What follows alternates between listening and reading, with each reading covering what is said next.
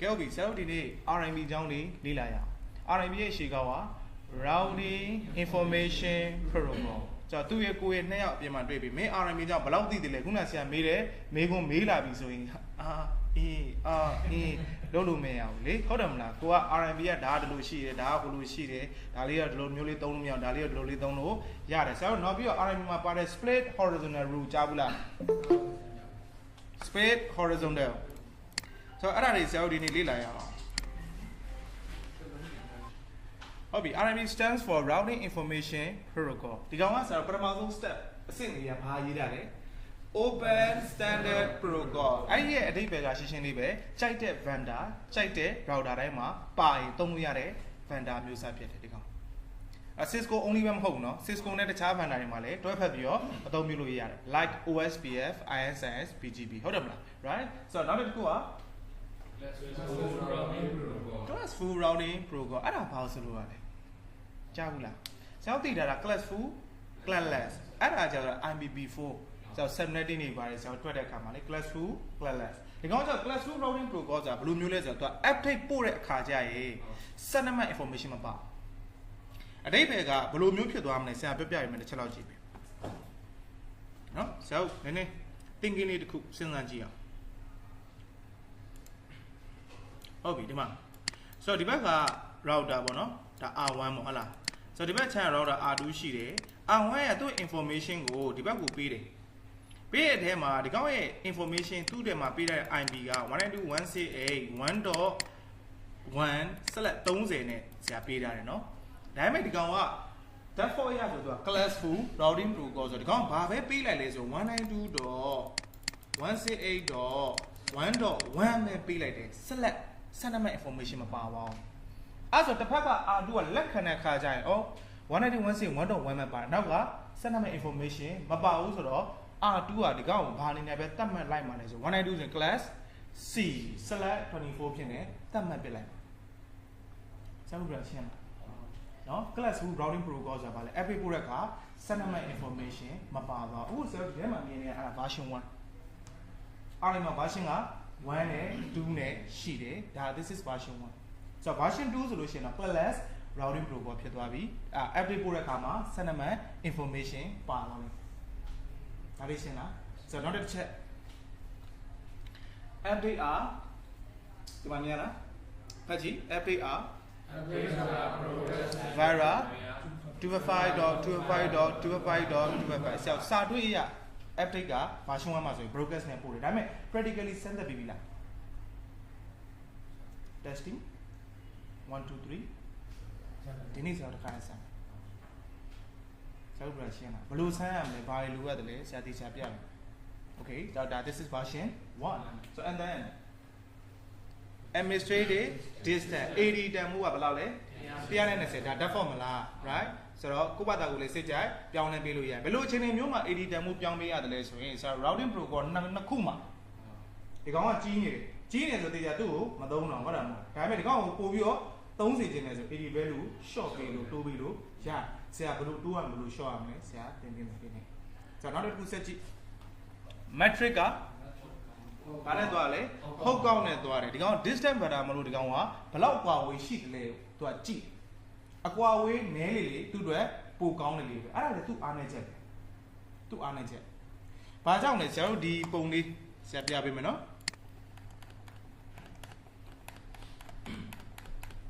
ဆိုတော့ဟုတ်ပြီခဏလေးဒီဟာဆိုဆရာပုံလေးဆွဲပြလိုက်မယ်ဒါ router R1 R2 R3 ဟုတ်ပြီဒီပုံလေးပေါ့နော်တစ်ချက်လောက်ကြည့်ပြီနော်ဆိုတော့ဒါ R1 ပါ R2 ပါ R3 ပါ R4 ပါ R5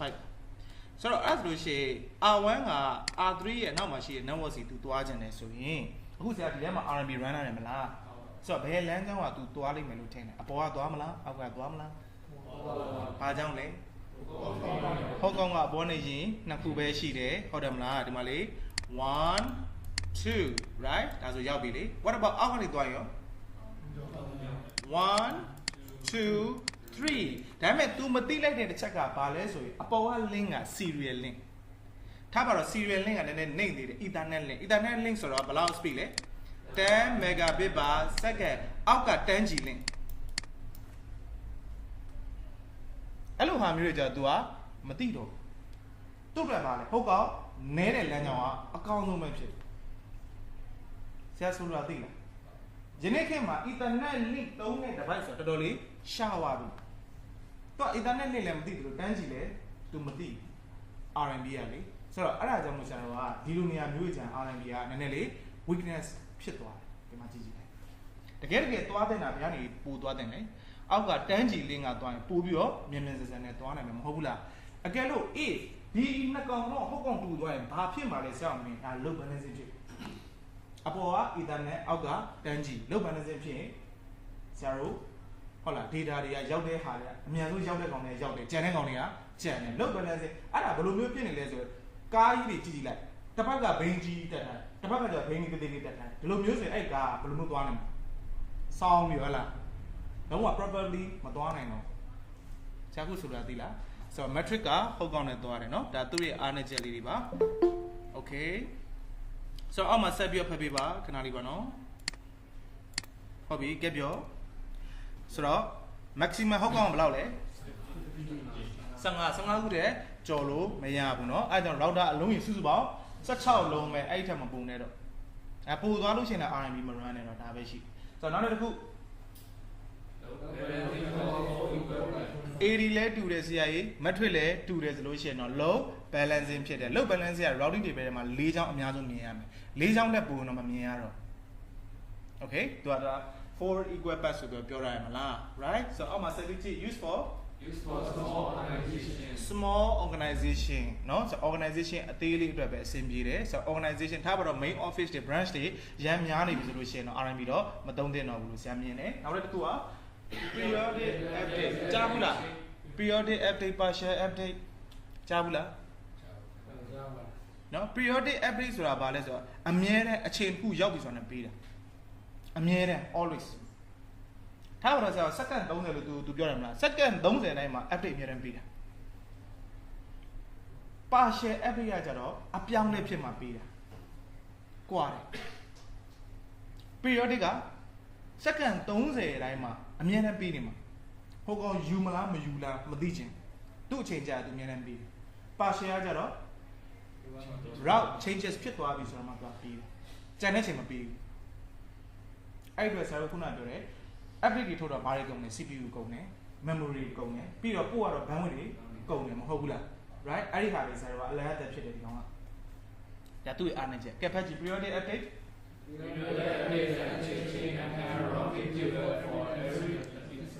so အဲ့မှာထူးခြားချက်တစ်ခုဘာလဲ HA entire routing table တစ်ခုလုံးကိုဒီကောင်ကပို့တာဆိုတော့ထားပါတော့ဆရာစင်မှာ route က3ချောင်းရှိတယ်နော်ဆိုတော့မျိုးလုံးထဲမှာမြင်အောင်ဆရာပြောမယ် router R1 မှာ route 3ချောင်းရှိတယ်ဒီဘက်ကသူ့ရဲ့တငယ်ချင်း router R2 ဟုတ်တယ်နော်ဆိုတော့အဲ့မှာ route တစ်ချောင်းအစ်စ်ထပ်တိုးလာလို့သူ့ကိုပေးတယ်ဆိုလို့ရှိရင်တိုးလာတဲ့တစ်ချောင်းပဲပေးရမှာမဟုတ်ဘူးလားမဟုတ်ဘူးနော်အဲ့ကောင်မှာ R2 မှာရှိတဲ့ route အကုန်လုံးကိုဒီကောင်ကပြန်ပြီးပေးတာဟိုကောင်ကအဟောင်းတွေပြန်ဖြတ်အစ်စ်တွေထည့်အဲ့လိုမျိုးအမြဲတမ်းစက္ကန့်30နဲ့မှအမြဲလုပ်ပါတယ်နောက်ပြီးတော့နောက်တစ်ခုက RMB မှာ neighbor table ဟုတ်လား database table လို့ဘာ table လို့ဘာမှမရှိဘူးဆိုတော့အားနည်းချက်တွေကတော့အများကြီးပဲကြံမြင်တာပေါ့နော်တခြားဟာနဲ့ရှင်းလိုက်မယ်ဆိုလို့ရှိရင်လေဒါပေမဲ့လည်း RMB လေးတွေဆိုတော့ဒီ AP လေးတွေဟုတ်လားတခြားသောအဲ့လိုမျိုးနည်းနည်းဒီ Soho လေးတွေပေါ့နော် small office home office သုံးတဲ့ device တွေမှာ RMB ကတကယ်လက်တွေအသုံးပြုနေတာပဲဖြစ်တယ် small organization တွေပေါ့နော်တကယ် very large ဆိုလို့ရှိရင်တော့ RMB မမြင်ရတော့ဒါမဲ့ဆရာတို့ကသူတို့က RMB ကိုရီးယားတခြား protocol ဆိုဘာလုပ်ပြီးလို့ရတယ် redistribution လုပ်ပြီးလို့ရတယ်လေမဟုတ်ဘူးလား it's okay ဆိုတော့ဒါလေးရမလားဆိုတော့ RMB ရဲ့ algorithm က Bellman Ford algorithm Bellman Ford Bellman ဆိုတာ Bellman Ford algorithmရေးတဲ့လူနာမည်ကအနောက်မှာပါပါတယ် Ford ဆိုရဲလူနာမည်Ford ဆိုတာဆရာမော်တော်ကားရရှိတယ်နော်ဆိုတော့မော်တော်ကား Ford နဲ့တော့မတူဘူးဒီကောင်ကကျတော့သူ့ရဲ့နာမည်မှာဆရာက Richard Ernest Bellman သူ့ရဲ့ family name က Ford နဲ့သူကဆောင်းလာတယ်သူ့ရဲ့နာမည်က Richard Ernest Bellman သူက Bellman ဆိုတာလည်းပါတယ် so anyway ဒါသူ့ရဲ့ algorithm နာမည်ဖြစ်တယ်ဒါလေးတစ်ချက်ဆရာကိုရေးထားပြပါဒီကောင်လေးနော် yes class 2 routing protocol ဆိုတာသူတို့ update တွေပါတယ်ပို့တယ်မလားအဲ့ဒီခါကျရင်ဆက်နံပါတ် information မပါဘူးဆက်နံပါတ်ဆိုတာဆရာတို့ဟိုမှာဆိုလို့ရှိရင်255နဲ့မရေးနေဘူးလေဆက်လက်ဘယ်လောက်ဆိုပြီးပဲသူကရေးတယ်လေဟုတ်တယ်မလားဆိုတော့အဲ့ဒါတွေကပြီးရင်ဆရာတစ်ခါတည်း packet tracer ထဲမှာ demonstration ဆရာတစ်ခါတည်းပြပေးမယ်ဒါပေမဲ့အခုတော့ရေးတာ class 2 routing information ဆိုတာဗါလဲ class 2 routing protocol ဆိုတာဒီဆိုပြီးရေးတာလေမြန်မာလိုလေးကိုနားလေသူတို့လေးရေးတာလေ class 2 routing protocol ဆိုဒီမှာလည်းရဆိုတာဒီလည်းရ update ပို့တဲ့ခါကျရင် settlement information ထည့်မတည်ပေးဘူးဟုတ်တယ်မလားဆိုတော့အဲ့ဒါလေးကိုနားလေသူတို့လေးရေးတယ်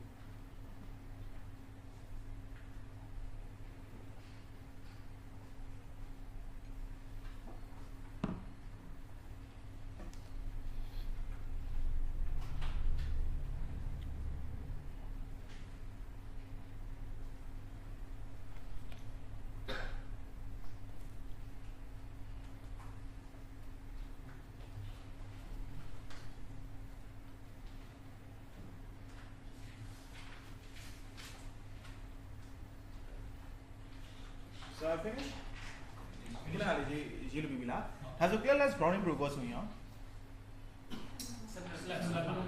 နော် happy ပို့တဲ့ခါကျရင် settlement information မှာထည့်သင်ပေးတယ် okay နော်ဆိုတော့ OB အဲ့ဆိုအောက်မှာတစ်ချက် RMB version 1B ဆိုတော့2လေးကိုတစ်ချက်ကြည့်ကြည့်အောင်ကဲဖတ်ကြည့် RMB version 2 class routing protocol ဒါပါလဲဆိုတော့ခုနလေးဆရာပြပြထားတာပြီးပြီနံပါတ်1ကVLSN ဆရာ7နဲ့ခွဲတဲ့အခါမှာနှစ်နည်းရှိတယ် FLSN ရယ် VLSN ဟုတ်လားဆိုတော့ FLSN ကတော့ routing protocol တိုင်း support ပေးတယ်ဒီကောင်ကကျတော့ VLSN မှာထပ်ပြီးတော့ support ပေးတယ်ဆိုတော့ classless တွေကြိုက်လို့သုံးလို့ရတယ်ဆက်လက်ဘယ်လောက်ပဲဖြစ်ဖြစ် okay နောက်တစ်ခု authentication ဆိုတော့ authentication which mean ဘာလဲကြားဘူးလားဆိုတော့အဲ့လိုမျိုးပြောလို့ရှိရင်တော်တော်များများခေါင်းနေကုတ်ကြတယ် authentication ဆိုတာဘာ system တစ်ခုတည်းကိုဆိုတော့ဝင်နေတဲ့အခါကျရင် password တောင်းတယ် laptop မှာလည်း laptop password ရှိတယ်ဖုန်းမှာလည်းဘာလို့ထားရတာလဲဟုတ်တယ်မလား authenticated user ပဲလုပ်ပိုင်ခွင့်ရှိမယ်လေကျန်တဲ့ကောင်တွေကသူ you ကလည်းသူဖွင့်လို့မရသူအထဲမှာရှိတဲ့ file တွေသူ access လုပ်လို့မရဒါပဲ right ဒီမှာဆိုလို့ရှိရင်လည်း router နှလုံးကတယောက်တယောက်နဲ့ update တွေမပေးခင်မှာ authentication 2မှာပေးလို့ရတယ်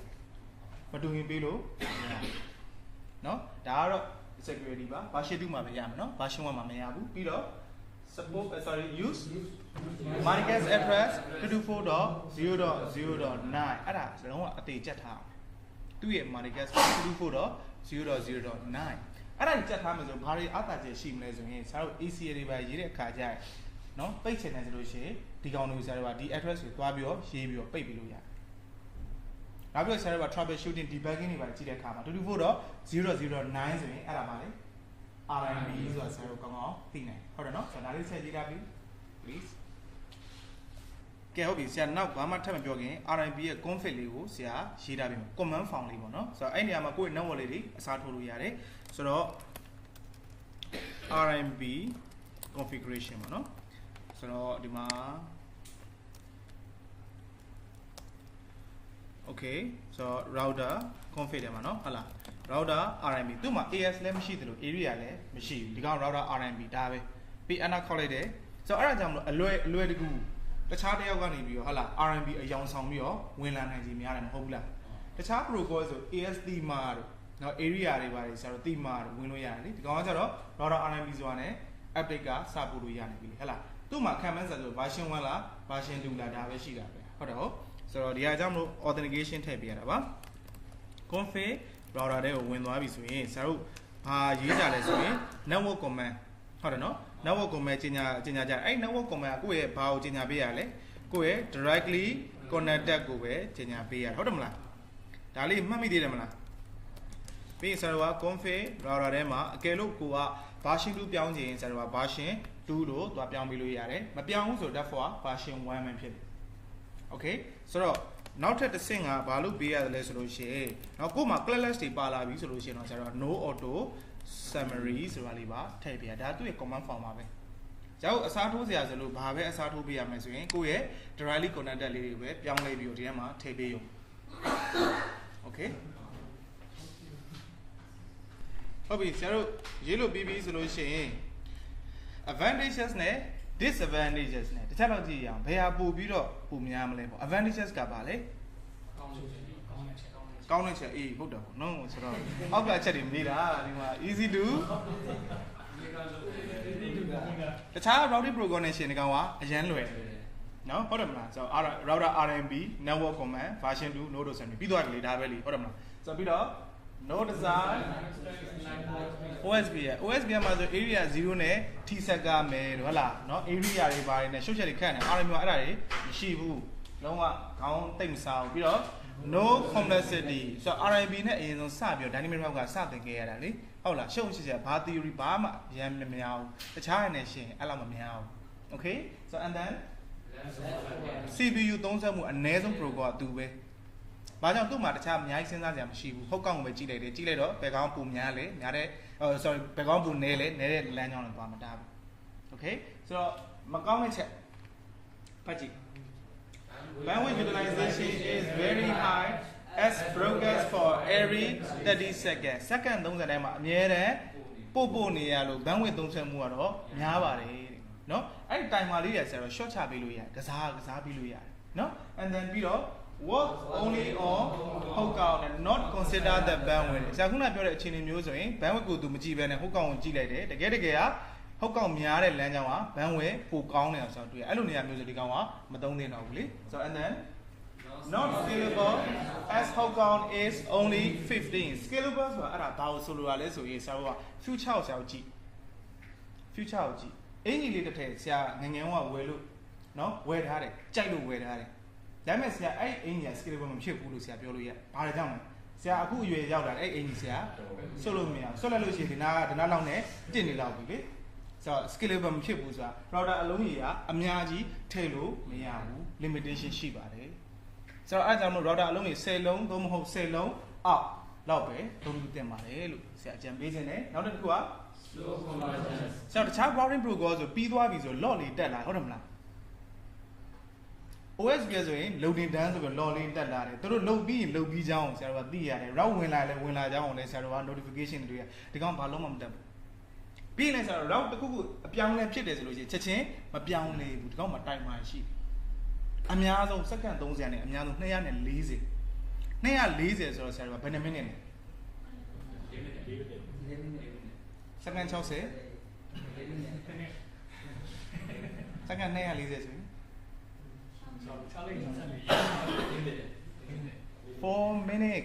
4 minutes စောင့်ရတယ်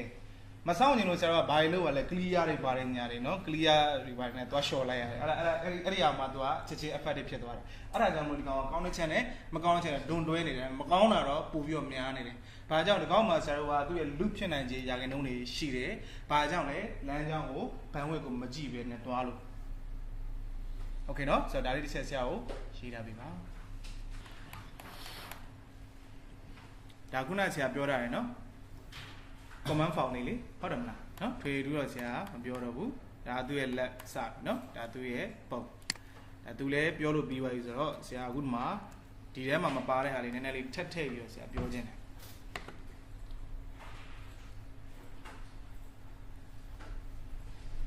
ဆိုတော့ packet tracer လေးတစ်ချက်ဖွင့်လိုက်ပါ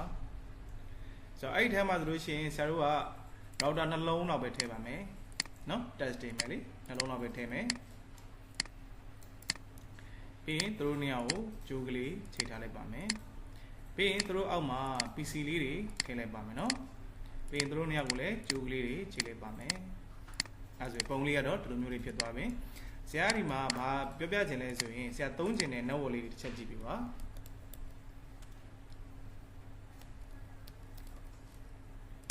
ဆရာသုံးချင်တဲ့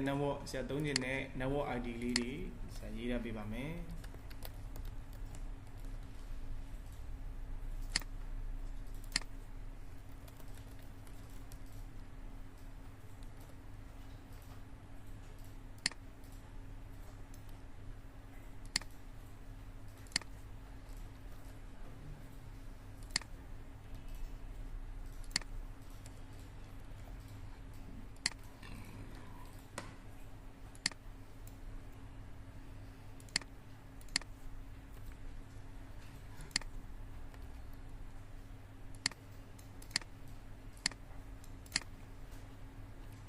တော့ဒီပုံစံလေးတိုင်းပဲဆရာကို IB address လေးသွားပေးပေးပါ PC တွေမှာ gateway လေးတွေပါတစ်ချက်ထည့်ပေးပါဒီလောက်တော့ရတယ်မလား Okay ရဆိုအဲ့ဒါလေးတစ်ချက် run ပေးပါနော်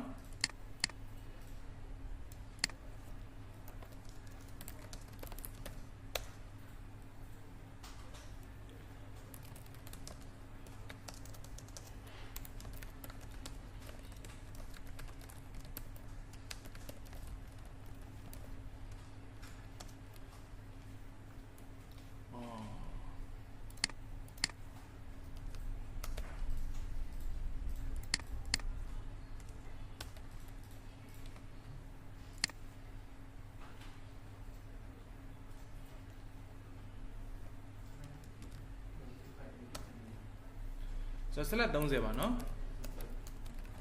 ဒီချာလေးကြည့်ပါ select 30ပါ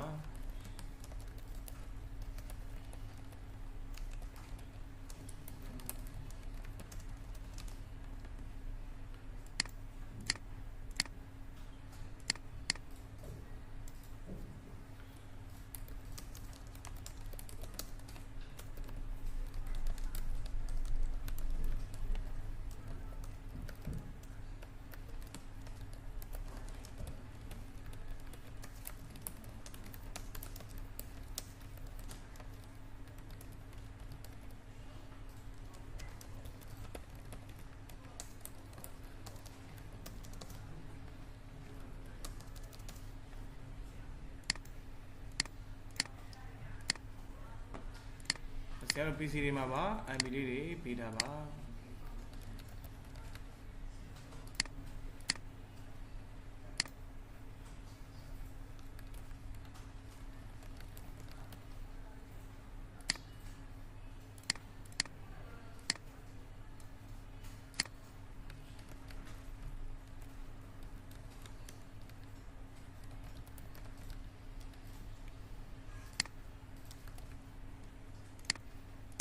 โอเคဆရာတို့ addressing လုပ်လို့ပြီးရင်ဆရာခဏစောင့်ပြီเนาะဟုတ်ပြီဆရာတို့ဘယ် dynamic routing protocol မှာမ run ခင်ဆရာအနေနဲ့အကြံပေးချင်တာဘာပေးချင်လဲဆိုလို့ရှိရင်တစ်ချက်လောက်ကြည့်ပြပါအရင်ဆုံးဆရာ best practice အနေနဲ့ show IB route connected လေးနဲ့တစ်ချက်လောက်ကြည့်ပြီเนาะဆိုတော့အဲ့ဒါဘာလို့ကြည့်ရတယ်လဲဆိုရင်ကို network ကိုမှကျင်ညာရမယ် network ဘယ်နှခုရှိတယ်လဲပြီးရင်အနောက်မှာ select တွေပါတွေ့လားနော်အဲ့ဒါတွေကဆရာတို့ကကို interface ထဲမှာပေးထားတဲ့ set number တွေမဟုတ်ဘူးလားကျင်ညာတဲ့ခါမှာဆရာ RMB ကတော့ network command ရဲ့အနောက်မှာ network ID ထည့်ရဟုတ်လားပြီးအနောက်မှာဆရာ wirecast ဆို set number တို့ထည့်စရာမလိုဘူးဆိုပေမဲ့တခြား routing protocol တွေမှာ wirecast တွေထည့်ရတယ် set number တွေထည့်ရအဲ့လိုခါမျိုးဆိုတော့အရင်အရေးကြီးပါတယ်ပြီး network ID တိုင်းလည်းအများတန်း 0 နဲ့ဆုံးနေမှာလည်းမဟုတ်ဘူးလीနော်ဟုတ်လားဆရာတို့အနောက်မှာဆရာတို့ကိန်းကနန်းတစ်ခုဖြစ်ရင်လည်းဖြစ်နေလိမ့်မယ်ဆရာတို့ဒီမှာကျဒီလိုမျိုးလေးရေးထားလို့သာမြင်နေရတာလေဒီလိုနေရာမှာအဲ့လိုမျိုးမရေးထားရင်ဆရာတို့အရင်ဆုံးဒီလိုမျိုးလေးတစ်ချက်သွားပြီးတော့ကြည့်ပေးပါလို့ဆရာအခုပြောရှင်းလားနောက်အဲ့ဆိုဆရာတို့ network command ကျင်ညာဖို့ဘယ်နှခုရှိတယ်လဲနှစ်ခုရှိတယ်အဲ့ဆိုလို့ရှိရင်ဆရာရိုးရှင်းရှင်းလေးပဲကျင်ညာမယ် config ထဲဝင်မယ် router RMB run မယ် version 2မပြောင်းဘူး okay ဆိုတော့ဆရာတို့လုပ်မှာပါလေ network 10.0.0.0 သူပြတဲ့အတိုင်းပဲလေပြီးတော့နောက်တစ်ခုက 192.168.1.0 ဒါပဲ that's it ဆိုတော့အဲ့ဒီတစ်ချက်သွားပြီးတော့ကျင်ညာပေးပါလား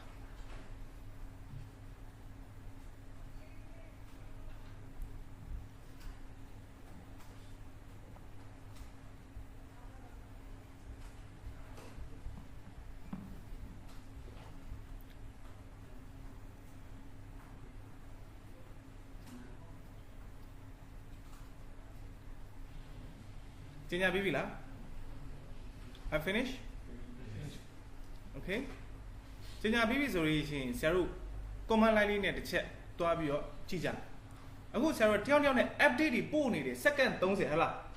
update ပို့နေဆရာတို့မြင်ရလားမမြင်ရဘူး okay ဆိုတော့မမြင်ရဘူးဆိုလို့ရင်ဆရာတို့က privilege mode ထဲကိုပြန်ထွက်လိုက်မယ်ထွက်လိုက်ပြီးတော့ဆရာတို့အမှ debug ဆိုတဲ့เนาะ command နဲ့ဆရာတို့တစ်ချက်တွားပြီးကြည့်မယ်ဘာကိုကြည့်နေတာလဲ RMB အကြောင်းကြည့်နေတာအဲ့ဆိုရင် debug IMB RMB debug IMB RMB ဒါကိုဆရာဘာကိုကြည့်ရလဲဆိုတော့ RMB ရဲ့နောက်ကွယ်မှာ run နေတဲ့ process တွေကိုဆရာတို့ကြည့်တာစာအုပ်ထဲမှာရေးထားလိုက်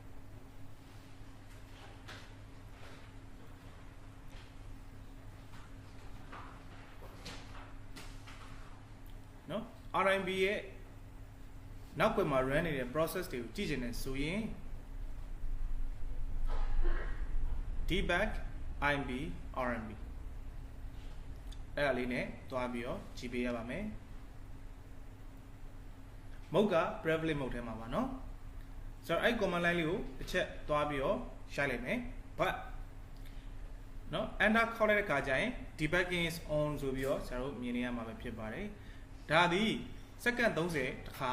log လေးတွေတက်လာမှာပဲဖြစ်ပါတယ်ဆိုတော့အဲ့ command line လေးတစ်ချက်လောက်တွားရပေးပါတွားရထားလားပြီးရင်ဆရာတို့တေချာကြည့်ရင် packet tracer ရဲ့ debug ထောက်နာလေးမှာဒီမှာကြည့်ကြည့်လိုက်အချိန်လေးပါတယ်ဆရာမြင်အောင်တွေ့လားဆရာမြင်အောင်တွေ့လားdebug ထောက်နာမှာနော်တေချာကြည့် debug ထောက်နာလေးမှာအချိန်လေးပါတယ်ဆရာစက္ကန့်30တိုင်းမှာတစ်ခါအများနဲ့ဒီ log တွေကတက်လာမှာပဲဖြစ်ပါတယ်နော်သူတို့ရဲ့ theory ရလေဟုတ်လားစက္ကန့်30တခါအများနဲ့ update ပေးတယ်ဆိုတော့အခုမှ log တက်လာပြီလားတက်လာပြီမလားတက်လာဆိုဆရာတို့တစ်ချက်ကြည့်လိုက်အမှ sending ဆိုတော့တွေ့လား sending ဆိုတာဘာလဲပို့တာလေအခုဆရာတို့က router နှလုံးမှာ R1 ပဲဆရာ run ရတယ်မလားအဲ့ဆို R1 ကပဲပို့နေမယ် version ကဘယ်လောက်လဲ1 version 1ကဘာနဲ့ပို့ရလဲဆိုတော့ broadcast နဲ့ပို့တာအမှ all 255နဲ့မြင်ရလား okay ဘယ် interface တွေဆရာတို့ပို့နေရလဲဆိုရင် gigabit 0/0 ဟုတ်တယ်နော်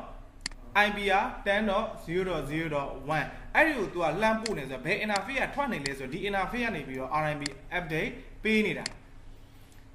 အဲ့ဒီ interface ပဲပေးတာလားမဟုတ်ဘူး gigabit 0/1 လဲပေးနေပါတယ်တစ်ချက်လောက်ကြည့်ကြည့်လိုက်ပါ sending မှာပဲเนาะမြင်ရလားမသိဘူးဒီနားမှာ Vira gigabit 0/1 ဒီကောင်ကဘာလဲဆိုတော့ network ကိုမဲ့ကြီးညာထားတဲ့ interface အကုန်လုံးပေးတာဆရာ10 network ကြီးညာထားတယ်10 network ပေးထားတဲ့ interface ကလည်းထွက်တယ်192.168လည်းကြီးညာထားတယ်အဲ့ဒီ192.168ကြီးညာထားတဲ့ interface ကလည်းထွက်တယ် interface ကနှစ်ခုထွက်နေတယ်အခုဒါပေမဲ့လက်ခံရရှိပြီလားဘာကြောင့်သူ့ကိုပြန်ပြီးတော့ RMB update ပြန်ပေးမယ် R2 မှာဘာမှမ run ရသေးဘူးလေဆိုတော့အခုဒီမှာကြည့်သူအဲ့ဒီမှာဆရာနောက်တစ်ခုဆရာထပ်ပြပြမယ်ဘာကိုကြည့်လို့ရမလဲဆိုရင်ဆရာ network ဆိုပြတွေ့လားဘယ် network ကြောင့်သူပေးနေလဲ 192.168.1.0 network ကြောင့်ပေးနေအဲ့ဒီနောက်မှာ12မှတ်ပါလားဆက်လက်ဆိုဘယ်လောက်ဆိုပါလားမပါအဲ့ဒါ version 1ရဲ့ behavior တွေဆရာခုနရေးထားတယ် classful routing protocol update ပို့ရင် all 255နဲ့ပို့တယ် metric တန်ဖိုးကဘယ်လောက်လဲ1ဆိုပြီးတော့ဆရာမြင်ရတွေ့လားဒီမှာ1ဒါလေးရှင်းလားဒီ debug နဲ့ကြည့်ရတဲ့ပတ်သက်ပြီးတော့ဆရာဘာမေးဆက်ရှိလဲဆရာ metric ကအများအား1 metric ကအများအား1လားဆိုတော့သူ့ရဲ့ဟုတ်ကောင်ကောင်ဘယ်လောက်ရှိတယ်လဲအဲ့ပုံမှာမူတည်ပြီးတော့ပြောင်းလဲမှုရှိလိမ့်မယ်လေဟုတ်တယ်မလား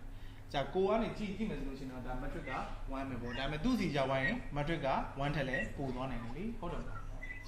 right စင်နဲ့အတန်တိုးနေသလားလဲဟုတ်လားတိုးနေလား hello ကြားလားကြားစင်နဲ့တိုးနေဟုတ်ပြီဆရာနည်းနည်းကြက်ကြက်လေးထပ်ပြောပြပေးမယ်နော် okay ဒီအားလုံးရတယ်နော်အားလုံး fine လား okay ဟုတ်ပြီဆိုတော့နောက်တစ်ခုpacket tracer ထဲမှာဘယ်လိုထပ်ပြီးကြည့်လို့ရသေးလဲဆိုရင်ဆရာတို့ဒီအောက်နားထဲမှာ real time ဆိုတာတွေ့လား real time ဆိုတာတကယ်လက်ရှိအလုပ်လုပ်နေတယ်ပေါ့နော်ဆိုတော့ဘေးနားမှာ simulation တွေ့လား simulation နဲ့တစ်ချက်သွားလိုက်ပါ simulation ဆိုတော့အဲ့ simulation ထဲမှာဆရာတို့သေချာကြည့်လိုက်မယ်ဆိုလို့ရှိရင်ဘာတွေတွေ့ရမလဲဆိုရင်သူ capture ဖမ်းပြီးတော့ကြည့်ထားတဲ့နော် event list filter တွေအများကြီးပဲတွေ့လားဒီမှာမြင်ရလားအများကြီးပဲအဲ့ဒီအကုန်လုံးဆရာတို့မကြည့်ချင်ဆရာကြည့်ချင်တာပါလား RMB နဲ့ပတ်သက်လို့ပဲကြည့်ချင်တာ RMB update ကိုပဲကြည့်ချင်တာအဲ့ဒါဆိုလို့ရှိရင်ဆရာတို့ကညာဘက်ချမ်းမှာ show all select now တွေ့လားဆိုတော့အဲ့လေးကိုတစ်ချက်လောက်နှိပ်လိုက်အဲ့ဒါဆိုအဲ့ခုန event ဟို filter လောက်ထားတဲ့အများကြီးပျောက်သွားလိမ့်မယ် none ဆိုပြဖြစ်သွားလိမ့်မယ်တွေ့လားဆရာအခုပြောရရှင်းလားပြီးရင်ဆရာဘေးနားမှာ edit filter တွေ့လား edit filter လေးကိုတစ်ချက်လောက်နှိပ်လိုက်အဲ့ဒါဆိုဒီဘက်ဘယ်ဘက်ထောက်မှာ box တစ်ခုတက်လာမယ်တက်လာတဲ့အခါမှာဆရာတို့ကဘာကိုပဲကြည့်ချင်တာလဲRMB ပဲကြည့်ချင်တာဆို RMB ကိုပဲ select မှတ်လိုက်ပေါ့ဟုတ်လား select မှတ်လို့ပြီးပြီလားမှတ်လို့ပြီးပြီဆိုရင်ဒီ box လေးကိုတစ်ချက်ပြန်ပြီးတော့ပိတ်လိုက်ဆိုတော့အဲ့မှာတခုဆရာပြပြမယ်အဲ့ simulation နဲ့မဟုတ်တဲ့ရောက်သွားပြီဆိုတာနဲ့ဆရာတို့ packet tracer အချိန်ကြည့်လိုက်ရက်သွားပြီ တေချာကြည့်လိုက်ရက်သွားပြီဆိုတော့ update ကရက်နေ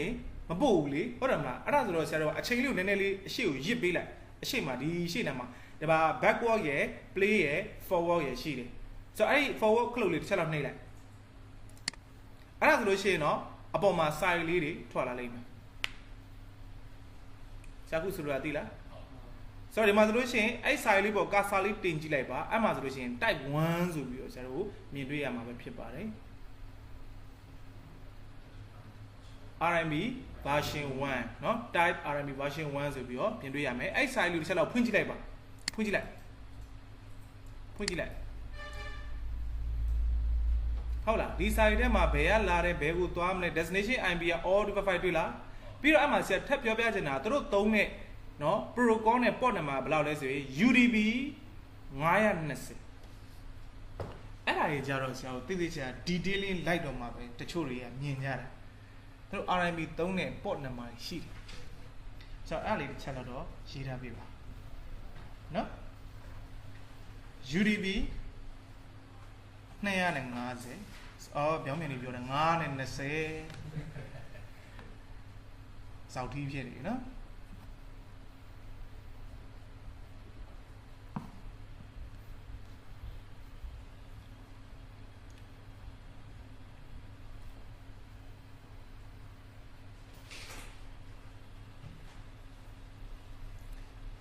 ဇာကုပြရေးထားပြီလားပြီးအဲ့မှာ version 1 broadcast နဲ့သွားတာမလားဆိုတော့ source IP ရရှိတယ်ဟဟလား destination IP မှာ all 255နဲ့မြင်ရလား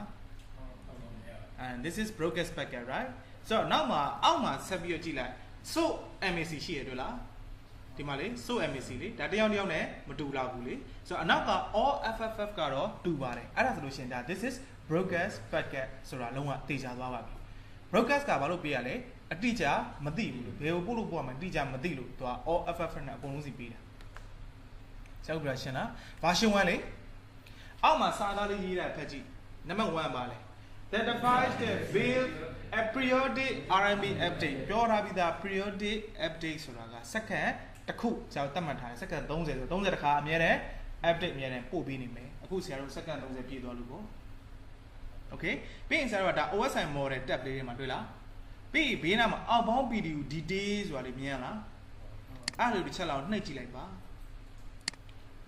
ဆိုတော့ဒီထဲမှာဆိုလို့ရှိရင်ဘယ် header တွေဆရာတို့တွေ့ရမလဲဆို Ethernet header တွေ့ရမယ်ပြီးတော့ IP header တွေ့ရမယ်ပြီးရင်ဆရာတို့အမှာ UDP ဆိုပြီးတွေ့လား UDP header တွေ့ရမယ်ပြီးရင်ဆရာတို့က RMB မြင်ရလား RMB ရဲ့ update ကိုအဲ့လိုမျိုးကြည့်ဘူးလားကြည့်ဘူးလားနော် RMB ရဲ့ update ကသူ့ရဲ့ DD ရဲ့ဒီထဲမှာရှိတယ်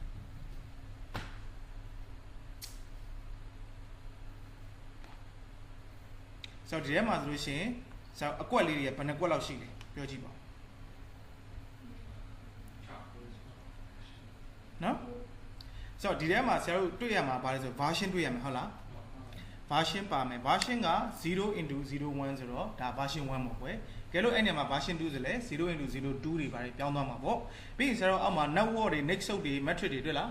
เนาะအဲ့ဒါတွေပါမယ်အောက်မှာဆိုလို့ဆက်ပြီးကြည့်လိုက်ဆရာတို့ RMB route packet ဆိုပြီးမြင်ရလား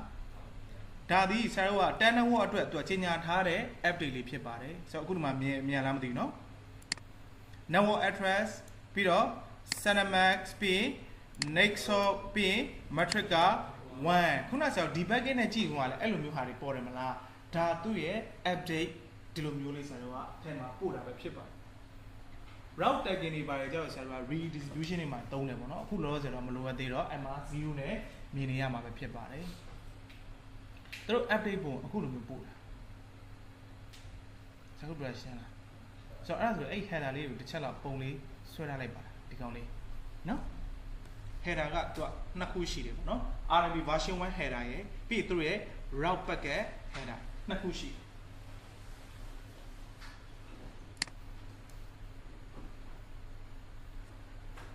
နော်ပြည်တယ်လေးတွေပါရင်တော့ပိုကောင်းတယ်မပါလဲလက်နဲ့သာဆွဲလဲတော့နော်ဒီအောက်မှာရှိတဲ့ RMB route packet ဆရာဘာလို့အဲ့ဒါရေးထားခိုင်းလဲဆိုတော့ဒီထဲမှာ12မှတ်မှာ all 0ဖြစ်နေတယ်လား which mean classful routing protocol ဖြစ်တယ်12မှတ် information carry လုပ်မပေးဘူးဆိုတာအဲ့ဒါကိုဆရာမြင်စေချင်တယ် အဲ့နေရာမှာဆရာ version 2ပြောင်းလိုက်ရင်အဲ့နေရာမှာ send name information မှာဆရာကပါဝင်လာမှာပဲဖြစ်တယ်ဆိုတော့အဲ့ဒါကိုဆရာတစ်ခါလေးကြိုတင်ပြီးတော့ပြောပြထားတာပဲဖြစ်တယ်ဆိုတော့ next ကတော့ all 0ဖြစ်နေတယ်ဘာကြောင့်လဲဟိုဘက်တစ်ဖက်ကနေပြီးတော့ဆရာတို့ကို RMB ပြန်မ run သေးဘူးเนาะဘယ်နှိမ့်ဆုပ်သွားလို့သွားရမယ်တို့အတိအကျမသိသေးလို့ဆရာတို့အခုလိုမျိုး all 0ဖြစ်နေတာဆိုတော့ run လို့ပြီးပြီးနှစ်ဖက်စလုံးအဆင်ပြေသွားရင်တစ်ခေါက်ပြန်ပြီးကြည့်ကြတယ်เนาะ okay ဒီရလားအားလုံး fine လားဒီကပါရေးလို့ပြီးပြီလားပြီးပါပြီဒီရလေးလေဒီရတယ်เนาะဟုတ်ပြီ40ရှိလားရှိလားမရှိသေးဘူးဆို R2 မှာပါဆရာတို့ RMB သွားရမယ် okay okay let's go မ run ခင်ဆရာတို့ဘာအရင်ဆုံးကြည့်ရမလဲ real time နဲ့ပြန်ပြီးသွားလိုက်အောင် real time နဲ့ကိုပြန်ပြီးသွားเนาะပြီးတော့မှဆရာတို့က R2 တဲ့ကိုဆက်ဝင်မယ်မ run ခင်ဆရာတို့ဘာအရင်ဆုံးကြည့်ရမလဲ show IMB route connected အဲ့ဒီဟာလေးနဲ့မဖြစ်မနေကြည့်ပြီးပါဒါဆရာတို့ရဲ့ best practice ပါပဲဒါတစ်ခါလေးမှဖြစ်တတ်တယ်နောက် comment ကြေညာဖို့ကြံနေခဲ့တယ်ဒါမှမဟုတ်လဲမှားပြီးတော့ကြေညာမိတယ်အဲ့လိုဟာမျိုးတွေဆရာဖြစ်လေဖြစ်တာများတယ်အဲ့လိုမျိုးလေးကြည့်လိုက်ပြီးရေးတာဒီထဲကမြင်တဲ့အတိုင်းပဲထည့်ရေးလိုက်တာဆရာအမှားလုံးကမဖြစ်နိုင်တော့ဟုတ်တယ်မလားเนาะဒါလေးတစ်ချက်ဆိုတော့ဒီမှာဆိုလို့ရှိရင် router RMB network 10.0.0.0 network 192.168.2.0 ဒါပဲကျန်တာဆရာကိုသွားမထည့်သေး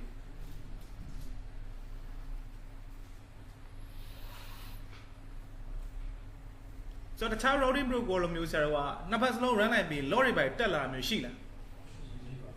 နော် RMB run လို့ပြီးပါပြီနေပါတက်လာပါပြီရှိလားနော်ဆရာတို့ဘာ notification မှမပေးတာနော်ဆိုတော့အဲ့ဒါဆိုခုနဆရာဒီဟာလေးတစ်ချက်တော့ပြန်ပြီးပြောဆရာပြောပြမယ်သူ debugging ဆိုတာတော့ဆရာတို့ရက်ပါလို့ပြောတော့မှသူကရက်မှာအဲ့ဒါကိုဆရာတို့ပိတ်ချင်တယ်ဆိုဘယ်လိုပိတ်ရမလဲဆိုတော့လေဆရာတို့နည်းနည်းလေးကြည့်ထားအောင်လေဟုတ်တယ်မလားအခုဒီမှာ dot shot တက်နေမှာလေဆိုတော့တက်နေရင်းနဲ့ဆရာဟိုဘက်ချမ်းက run လိုက်ပြီးဆိုတော့ဒီမှာ receipt ဆိုတာမြင်လား receipt ဆိုတာလေတစ်ချက်လောက်ကြည့်လိုက်ဆရာတွေ့ရလိမ့်မယ် receipt update ဆိုတာ R1 ကလည်းပေးသလို R1 ကလည်းပြန်လက်ခံ receipt ဆိုတာလေဆရာတို့မြင်ရမယ်ဘယ် network ကိုဆရာတို့တွေ့ရမလဲဆိုရင် 192.168.2.0 network လေးကိုဆရာတို့တွေ့ရမယ် metric က2ဆိုပြီးတော့အခုလိုမျိုးလေး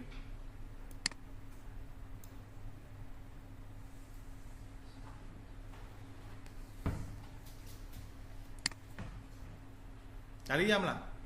တွေ့ရလားနော်ဆရာတို့အခုသွားကြည့်တဲ့အခါမှာတွေ့ရတယ်နော်အဲ့ဆိုခုန debugging လေးကိုဆရာတို့ပြန်ပိတ်ချင်တယ်ဆိုရင်ဘယ်လိုပြန်ပိတ်ရမလဲဆိုလို့ရှိရင်ဆရာတို့ privilege mode ထဲမှာပဲ and debug all and debug all ဒါပြန်ပြီးပိတ်တဲ့ command un debug all and debug all နဲ့ဆရာတို့သွားပြီးတော့ပိတ်ပြီးလို့ရပါတယ်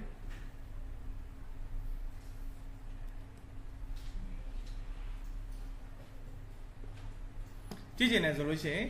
debug IMB RMB နဲ့ပြန်ကြည့်လို့ရပါတယ်ဒီရရှင်းလားနော်ခုနကဆရာတို့ဖွင့်ထားတယ်ပြန်ပိတ်ချင်တယ်လို့ပိတ်လို့ရတယ်ကဲဒါဆိုလို့ရှိရင် RMB မှာနေပါဒီပဲရှိလားမရှိဘူးသူတို့ရဲ့ဒါ topology table တို့နော်ဒါပေမဲ့တခုတော့ရှိတယ် database table တော့ရှိတယ်ကြားဘူးလားမကြားဘူးနော် database table ရှိတယ်ဘယ်လိုကြည့်ရမလဲဆိုလို့ရှိရင် show IMB RMB database show IMB RMB database okay so press enter so ဒီထဲမှာဆိုလို့ရှိရင်ဆရာတို့ရဲ့ network information တွေ directly တွေသူများပေးထားတဲ့ဟာတွေအကုန်လုံးဆရာတို့ဒီမှာမြင်တွေ့ရမှာပဲဖြစ်ပါတယ် just like this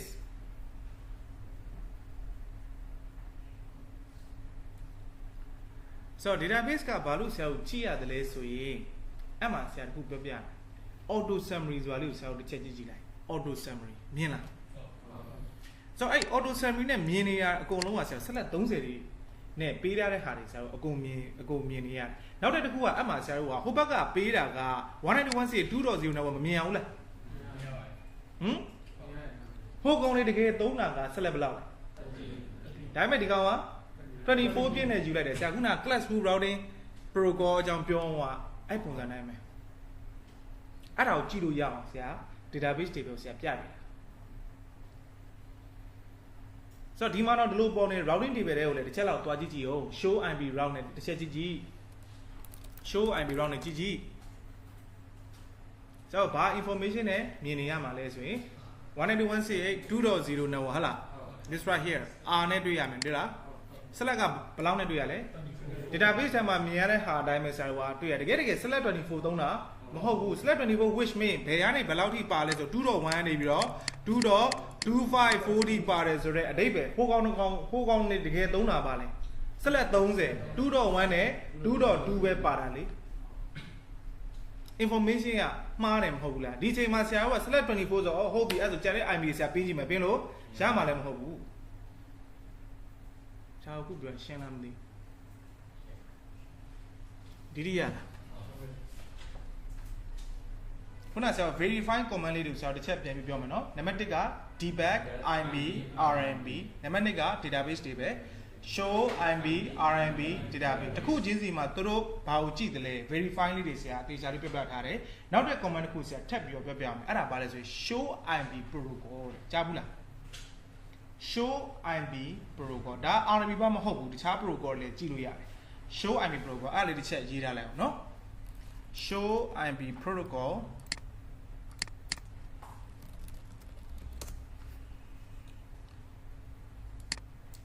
show imb protocol တွေ့လားဆိုတော့ဒီ R1 နဲ့မှာပဲတစ်ချက်သွားပြီးတော့ကြည့်လိုက်ပေါ့နော် show imb protocol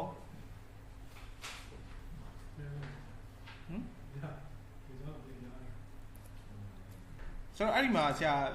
ပြောပြမယ်တစ်ချက်လောက်ကြည့်ပြီနော်ဆိုတော့ show imb protocol နဲ့ဆရာတို့သွားပြီးတော့ကြည့်တယ်မလားကြည့်တော့အဲ့မှာဆရာတို့ဘာကိုတွေ့ရလဲဆိုရင် routing protocol is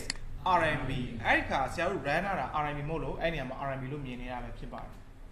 အဲ့ဒီမှာဆရာ OSPF run ရရင် OSPF နဲ့မြင်ရမှာပဲဖြစ်တယ်ဆရာပြောရရှင်းလားပြီးရင်အောက်မှာဘာထပ်တွေ့ရလဲဆိုရင်သူတို့ရဲ့ timer လေးတွေဆရာမြင်ရမယ် sending update every 30 second နဲ့ဟုတ်လား second 30တိုင်းမှာတစ်ခါအမြဲတမ်း update ပေးနေတယ်သူက next choose in ဆိုတော့တွေ့လားဘေးနား second လေးရတာအရှင်လေးတွေပါအခုဆရာတို့ကဒီမှာ25နဲ့မြင်ရတယ်မလားနောက်ထပ် show imb protocol နဲ့ထပ်ကြည့်လိုက်ရင်အဲ့နေရာမှာ count down သွားတဖြည်းဖြည်းရောသွားမယ်0ပြည့်သွားရင်တစ်ခါ update ထွက်မယ်ဒီကောင်လေးရလေ next to in ဆိုတဲ့ဟာလေးကအရှင်လေးဒီမှာဆရာပြပေးမယ်ကြည့် show imb protocol နဲ့ထပ်ကြည့်လိုက်မယ်ဆိုတော့ဒီမှာ timer ကြည့်တွေ့လား18တွေ့လားထပ်ပြီးတော့ထပ်ခေါ်ကြည့်14တွေ့ရနော်ဆိုတော့ timer လေးတွေကတဖြည်းဖြည်းနဲ့ဒီကောင်30နဲ့အများနဲ့ short ပြီးတော့0ဆိုတာနဲ့တစ်ခါ update ပေးမှာပဲဖြစ်ပါတယ်ဆရာခုပြရရှင်းလား hello ရှင်းပါပြီ yes ပြီးရင်ဆရာတို့ကနောက်ထပ် timer လေးတွေဆရာတို့ရှိပါတယ် invalid after timer လေးတွေ့လားအဲ့ဒီကောင်ဘယ်လောက်လဲ180 second ပြီးရင်ဆရာ hold down ကကြတော့180အတူတူပဲဟဟလားပြီးတော့ flash after လေးက240သူ့မှာတကယ် timer 4ခုလောက်ရှိဘာ timer လဲဆိုတော့ update timer ရှိမယ် invalid after timer ရှိမယ် hold down ရှိမယ်ပြီးတော့ flash after timer ရှိမယ်အဲ့ timer လေးတွေဆရာအခုရေးပေးမယ်အဲ့လေးစောက်ထဲမှာရေးတယ်ဘာကြောင့်ဆိုတော့ RMB မှာအဲ့ timer တွေအသက်ပဲ RMB ကိုဒီထက်ပိုပြီးတော့မြန်မြန်ဆန်ဆန်ဖြစ်ချင်အဲ့ timer တွေကိုဆရာတို့က short ချပေးအခု second 30ကြာတယ်မလားတဝက် short လိုက်15 second ခုနကဆရာတို့ဒီကောင်ဒီမှာ180ဖြစ်နေရမလားတဝက် short လိုက်90 240ဖြစ်နေရမလားတဝက် short လိုက်ဘယ်လောက်လဲ120အဲ့ဆိုခုနကကြာတဲ့အချိန်တည်းမကြာတော့ဘဲနဲ့နည်းနည်းလေးတဝက်လောက်ပို့ပြီးတော့မြန်သွားတာဆိုတော့တွေ့ရမှာတိုင်မာကစားပေးလို့ရတယ်ဆရာတို့ပြောရှင်းနော်โอเคဆိုတော့အဲ့ဆိုလို့ရှိရင်ဆရာတိုင်မာလေးတွေရေးရပေးမယ်နော်တိုင်မာလေးတွေရေးရမယ်ဆိုတော့ RMB timer ဆိုတော့အဲ့ timer version 1 version 2အောက်တူပဲ RMB timer ဘာလဲဆိုရင် update timer ရှိမယ်သွား30 seconds ပြီး invalid after timer ရှိမယ်ဒီကောင်ကကြတော့180 seconds ပြီး hold down ကကြတော့တူပါပဲ180ပြီးရင်ဆရာကနောက်ဆုံးစရ flash after 240 second ဆိုတော့ route အကြောင်းပြတ်ဖို့အတွက်เนาะအချိန်ကဆရာက240 စောင့်ပေးမှရ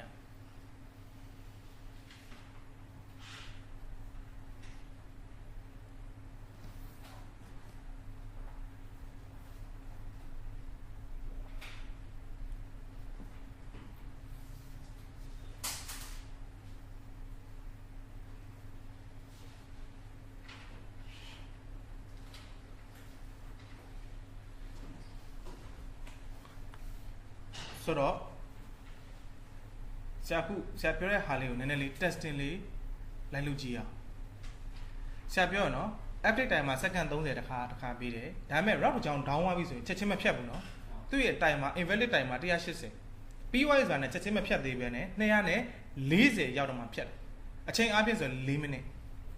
အဲ့ဒါဟုတ်လားမဟုတ်လားဆရာဆန်းပြတစ်ချက်ကြည့်ပြီဆရာဒီမှာကြည့်အခုဆရာတို့မှာ 2.0 ကြိုးထိုးရမလားဒီမှာလေအဲ့ကျိုးဆရာဖြတ်လိုက်မယ်နော်ဖြတ်လိုက်မယ်နော်ဖြတ်လိုက်မယ်ဆရာဒီတိုင်မာလေးတစ်ချက်လောက်ကြည့်လိုက်ပြပါလားဒါမှမဟုတ်လေကိုယ်တိုင်လိုက်ဖြတ်လိုက်ပြီးတိုင်မာအောင်မှတ်ထားလိုက်ဆိုတော့ဒီ route down သွားပြီပေါ့ကွယ်နော် down သွားပြီဆရာဖြတ်ချလိုက်ပြီ down သွားပြီပေါ့ဖြတ်ချလိုက်ပြီနော်မရှိတော့ down သွားပြီ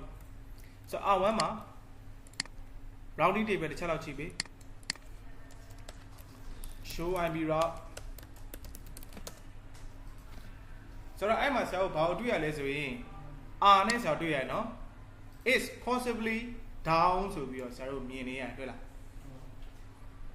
possibly down သူ့ရဲ့ရွေချက်ကဘာလဲဆိုတော့ तू အဲ့လိုမျိုးပြထားတယ်ဒါပေမဲ့ route ကိုမဖြတ်လိုက်သေးဘူးအဲ့ဒီချိန်ထဲမှာဟုတ်ကောင်ပြန်ကောင်းရင်ကောင်းလာနိုင်တယ်ဆိုတော့ meaning နဲ့ तू စောင့်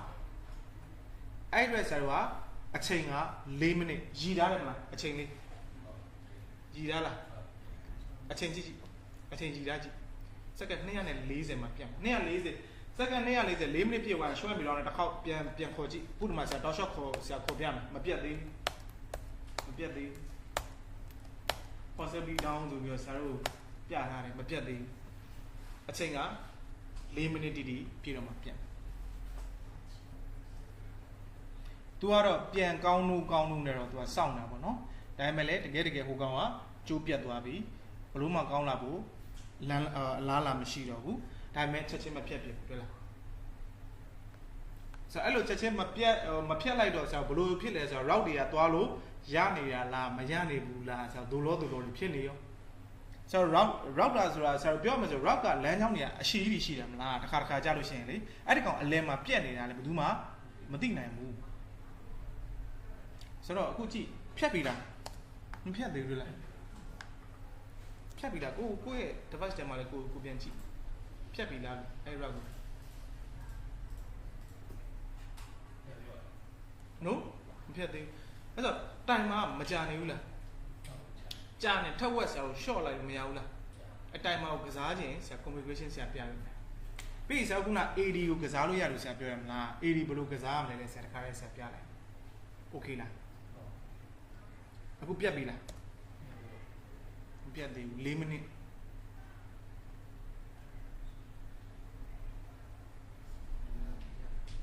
ပြတ်ပြီလားကဲပြတ်တဲ့လူရှိရင်ဆရာပြောစောင့်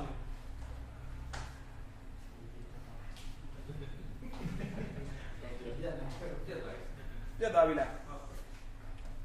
ဆရာမလည်းပြတ်သွားပြီထင်တယ်ငါမပြတ်သေးဘူးဟမ်အချိန်ဟိုဒီမှာဟုတ်တယ်ဒီမှာ fast forward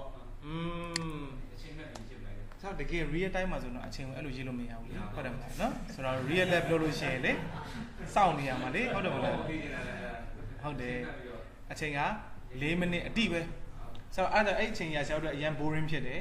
နော်ဆိုတော့နောက်ပြီးတော့လေ packet တွေကလည်းသွားမှလားစောင့်မှလားတို့မျိုးဖြစ်နေတော့ဆိုတော့အချိန်ကို short ချပေးလို့ရပါတယ်တဝက်လောက်စီဆရာတို့အကုန် short လိုက်မယ်လေနော်အဲ့ဒါဆိုဘယ်လို short ရမလဲကဲအားလုံးပဲတစ်ချက်လောက်ကြည့်ပေးပါဆရာတို့ကဘလို့မှအချိန်အဲ့လောက်ကြီးမစောင့်ကျင်တော့ဘူးဆိုရင်ဆိုတော့ config ထဲမှာ router RMB ထဲမှာဆရာတို့က timer ဆိုပြီးတော့နော်ပြီး question mark ခောက်လိုက်ကြည့်မယ်နော်ဆရာက basic ဆိုတာဘာလဲဆိုလို့ရှိရင် basic routing protocol update timer ကိုပြောတာနော်ဟုတ်လား timer basic ဆိုပြီးတော့ဆရာတို့နောက်မှာထည့်ရမှာဘာလဲဆိုရင် interval between update တဲ့ခုနကဆရာစက္ကန့်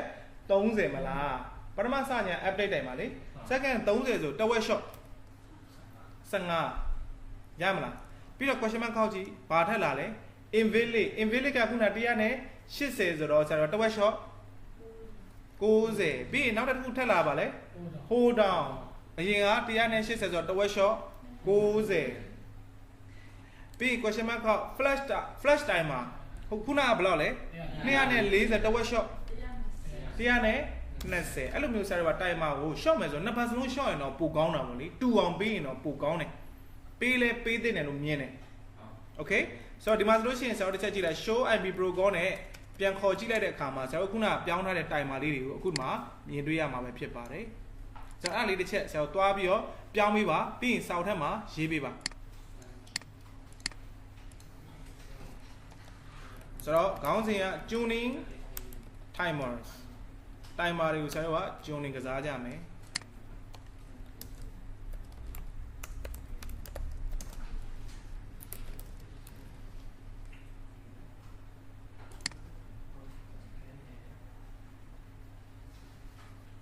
So this is update, this is invalid, this is hold down,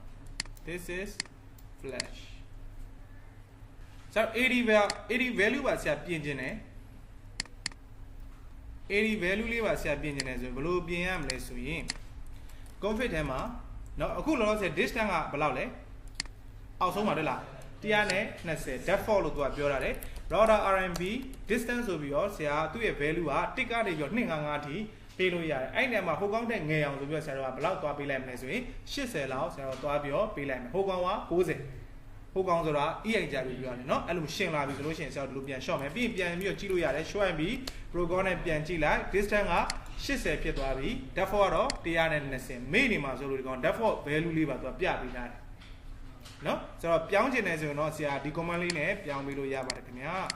ဆိုတော့ဒါ tuning 80 value ဒါတော့ဆရာတို့ route comparison လုပ်တဲ့အခါတိုင်းမှာဆရာတို့က80 value ကိုအတိုး short လေးကစားပေးပါ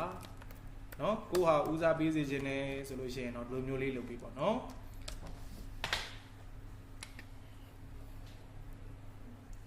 နော်ခုနဆရာတို့ကြိုးလေးပြန်ပြီးထိုးလိုက်နော်ကျိုးပြန်ထိုးပြီးရင် R1 မှာ routing table တစ်ချက်ပြန်ခောက် show me route ခုနဆရာတို့ 80 value သွားချိန်ရတယ်မလားချိန်ရတော့ဆရာတို့က80 value ကဒီမှာ80နဲ့ဆရာတို့ကမြင်နေရပါတယ်တွေ့လားဆိုတော့တေချာတခုကတော့ RMB ကို80နဲ့မြင်ရဆိုတော့ဒါ default 80 value တော့မဟုတ်တော့ဘူးဆရာတို့က customization လုပ်ထားတဲ့80 value ဆိုတော့ဆရာတို့ auto install ဖြစ်ရမှာ default 80 value မေ့သွားတယ်ပြန်ကြည့်ရင်ဘာနဲ့ကြည့်မလဲshow IB protocol နဲ့ဒါကြည့်ဆရာဒီနေ့ lab လေးပြီးသွားအိမ်မှာတစ်ခါတော့ပြန်ပြီးတော့ပြန်ဆန်းကြည့်လက်လေးနဲ့တွတ်သွား okay ဆိုတော့ဆရာတို့တစ်ခါပြန်ကြည့် show IB protocol ခုနကဆရာ timer တွေပြီးသွားဟဲ့လားမြင်ရလား timer လေးပြီးသွားပြီးအမှ outgoing update filter နဲ့ incoming update filter အဲ့ဒါလေးတွေ့လား outgoing update filter list for all interface is not set တွေ့လားincoming တွေလည်း is not set အဲ့ဒါဘယ်လိုအခြေအနေမျိုးမှာမြင်ရမလဲဆိုရင်ဆရာ AC ရဲ့ရေးပြီးတော့ inbound နဲ့ outbound တွေဆရာတို့ကသွားပြီး assign သတ်မှတ်တဲ့အခါကျမြင်ရလိမ့်မယ်ခုလောဆယ်ဆရာတို့ AC ရဲ့ရေးတာလား inbound outbound ထည့်လားမထည့်တာတော့အဲ့ဒီနှစ်ခုကအလွတ်ကြီးဖြစ်နေလိမ့်မယ်ဆရာတို့ပြရရှင်းလားအောက်မှာဆက်ပြီးကြည့် redistribution နဲ့တွေ့လားအဲ့ဒီနေရာမှာဆရာတို့ကဘာပဲမြင်ရလဲဆရာတို့ runner ကလည်းအခုဒီမှာမြင်ရတာလဲအဲ့ဒါဆိုတော့ redistribution မရှိဘူးလို့ဆရာတို့ကသတ်မှတ်လို့ရပါတယ်ရေခွက်ထဲကိုရေထည့်တာနဲ့အတူတူပဲမဟုတ်ဘူးလားအထဲထဲမှာလည်းရေပဲရှိမှာလေ redistribution ဆိုတာကအပေါ်မှာ run ရတာတခုဒီထဲမှာမြင်ရတာတခု for example ဒီနေရာမှာဆရာတို့က EN ကြပြီအဲ့လိုမြင်နေရဒါဒီ redistribution လောက်ထားတယ်ဆိုတော့ဆရာတို့သိထားဒါလေးရှင်းလားဆက်ပြောလို့ရလားအခုလောလောဆယ်တော့ RMB တဲ့ကို RMB ပဲပြန်ပြီးတော့ထည့်ထားဆိုတော့ redistribution မရှိဘူးလို့ဆရာတို့ကသတ်မှတ်လို့ရတယ်အောက်မှာဆက်ကြည့် default version control တဲ့ send က version 1 receive က any version ပို့နေရတော့ version 1ပဲလက္ခဏာတော့ချိန်တယ် version ပဲပြည့်လက္ခဏာဒါပေမဲ့ version မတူရင်အလုံးမလုပ်ဘူးဘာကြောင့်လဲတစ်ခု version 1က broadcast version 2က multicast နှစ်ခုကအလုံးလုံးပုံချင်းမတူလို့ behavior ချင်းလည်းမတူဆက်ပြရရှင်းလားပြီးအောက်မှာဆက်ပြီးကြည့် interface အခု तू update ပို့နေတဲ့ interface က interface ဘယ်နှခုရှိတယ်လဲဆိုတာသိချင်ဒီဟာပဲကြည့်ဘယ်နှခုရှိလဲတွေ့လားဘာလို့နှစ်ခုဖြစ်နေရလဲဆရာပြောချင်း network က10 network လည်းကြီးညာထားတယ်192 network လည်းကြီးညာထားမှာမလို့နှစ်ခုဖြစ်ကိုဖြစ်နေတာလေဆရာခုပြောဟုတ်လားဒါပေမဲ့ဆရာတခုတော့ဆရာပြောမယ်နားထောင်ပြီဆိုတော့ဒီကောင်ကို RMB update ပေးတာတော့ဆရာလက်ခံတယ်ဘာကြောင့်လဲဒီကောင်က router မို့လို့ RMB လေးဒီကောင်ပြန်ပြီးတော့ပို့နေရကောင်မို့လို့ဟုတ်လားဆရာခုပြောရှင်းတာဒီ interface ကပေးတာကိုဆရာလက်ခံတယ်ဒါပေမဲ့ဒီ interface ကပေးနေတာကိုဆရာလက်မခံဘူးဘာကြောင့်လဲသိလားဒီကောင်က RMB ပေးလဲဒီ PC က RMB ကိုဘာနားလဲလို့မလို့အဖဲနဲ့ပေးနေတာမဟုတ်ဘူးလားပြန်စဉ်းစားကြည့်အဲ့တော့အဲ့ဒီ interface ကိုဆရာကဘာနဲ့တွားပိတ်လို့ရလဲ passive interface နဲ့တွားပိတ်လို့ရတယ်ဘာနဲ့တွားပိတ်လို့ရလဲမလို့အဲ့တဲ့ interface မို့လို့ဆရာကိုပိတ်တာလေတကယ်ပို့နေတဲ့ interface router ရဲ့ route to route ထိုးတဲ့ interface တော့ဆရာမပိတ်ဘူးအဲ့လိုပိတ်ထားပြီးခြင်းအပြင်ဒီကောင်ဒီ PC ဒီ router ဖြစ်လာပြီး RMB run လိုက်မယ်ဟုတ်လား run လိုက်ပြီးရင် RMB update အတူတွေပေးတဲ့ရန်နေဆရာကိုကာကွယ်ပြီးသားဖြစ်သွားလိမ့်မယ်ဆရာကပြောရှင်းလားမလိုအပ်တဲ့ interface တွေကိုဆရာ routing update ပိတ်ခြင်း passive interface နဲ့ပိတ်လို့ရတယ်ဘယ်လိုပိတ်ကြမလဲဆရာပြပေးမယ် okay လားဆိုတော့ဒီမှာတစ်ချက်ကြည့်အောင်အခုဆရာတို့ debugging နဲ့တစ်ချက်တော့တွားခေါ်ကြည့်မယ် debug IMB RMB R1 မှာပဲเนาะ debug IMB RMB တစ်ချက်တော့တွားကြည့်လိုက်အဲ့မှာ sending တွေ့ရမယ် receive တွေ့ရမယ် sending မှာဆရာတို့ interface နှစ်ခုစလုံးထွက်နေတော့ဆရာတို့တွေ့ရမယ်မှာ sending တွေ့ပြီ gigabit 0/0 ရယ် gigabit 0/1 ရယ်တစ်ချက်တော့ကြည့်ပြီတွေ့လားကိုဟာကိုပဲကို show လိုက်ရတယ် sending မှာ interface နှစ်ခုစီထွက်နေတွေ့လား gigabit 0/0 လည်းတွေ့တယ် gigabit 0/1 လည်းတွေ့တယ်ဟုတ်လားတကယ်အဲ့ဒီ interface ဆရာတို့ကပေးစရာမလိုဘူးရေအဲ့ကောင် PC လေဆရာကပြောရှင်းတယ်နော်ဒါ before နော်ဆိုတော့ anti back on နဲ့ပြန်ပိတ်ဆိုတော့ anti back အတူက UN space AL or and on နဲ့ပိတ်လို့ရတယ်ပိတ်လိုက်ပြီလားဆိုတော့ before မှာ interface နှစ်ခုစလုံးဆရာတို့ကပို့နေတာတွေ့ရတယ်ဟုတ်ပြီ after လာပြီ router RMB passive interface ပြီးရင်ကိုမပို့စေချင်တဲ့ interface ကဘယ် interface လဲဆရာရဲ့ interface ဆို gigabit GIN 0/1 အဲ့လိုရှိရင်အဲ့ဒီ interface ကိုဆရာထည့်လိုက်မယ် GIN 0/1 okay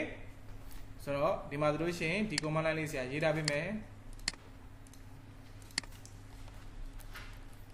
prevent unwanted routing updates interface နော်မလိုအပ်တဲ့ interface ကို routing update ပို့ရရန်နေပြီးတော့ကာကွယ်မယ်ဆိုတော့ like this ဒီလိုမျိုးလေးပေါ့ဒီ interface ကဆရာတို့မပို့စေချင်တဲ့ interface for example PC လိုမျိုးဟုတ်လား switch လိုမျိုးเนาะကိုယ့်စီကို routing update ပြန်မလာနိုင်မဲ့ interface ကိုဆရာတို့က passive interface နဲ့ပိတ်ထားလို့ရပါတယ်ပိတ်ထားပြီးခြင်းအပြင်မလိုအပ်တဲ့ပြဿနာတွေကိုကာကွယ်ပြီးသားဖြစ်သွားပါလိမ့်မယ်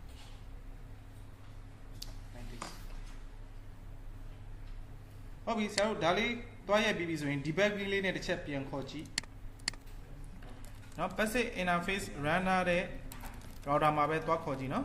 debug IMB RMB ခုနဆရာ sending က interface က gigabit 0/0 0/1 ပေါ့เนาะအခုဆရာတို့ကအခုဒီမှာမြင်တွေ့ရ gigabit 0/0 ကိုပဲပို့နေရမယ်တွေ့ရတော့တယ်နောက်ထပ် interface တစ်ခုမပါတော့အမ receive တွေ့လားကြည့်လိုက် receive ကလည်း gigabit 0/0 ပဲ sending ကလည်း gigabit 0/0 ပဲကြည့် gigabit 0/1 ဆိုတာဆရာမမြင်ရတော့ဟုတ်တယ်မလား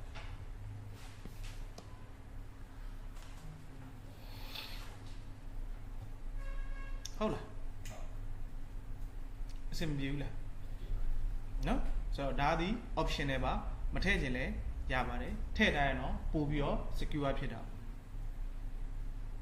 authentication တွေပါရင်တော့ run စရာတော့မလိုအပ်သေးဘူးဟုတ်လားဆိုတော့ဒီဟာလေးနဲ့လည်း prevent လုပ်ပေးထားလို့ရတယ်ခုနကဆရာအဲ့ဒါ debugging လို့ပြန်ရက်ပြီးတော့ show IP protocol နဲ့တစ်ခေါက်တော့ပြန်ပေါ်ကြည့်အောင်နော် show IP protocol debugging လေးပြန်ပေးလိုက်အောင်နော်မဟုတ်လို့ရှိရင်သူက log တွေတက်လာပြီးတော့ဆရာတို့ကြည့်နေတဲ့ဟာတွေပေါ့ဒီကောင်ကနှောက်ယှက်ပေးနိုင်ပါတယ်ခုနကဆရာမေးတယ်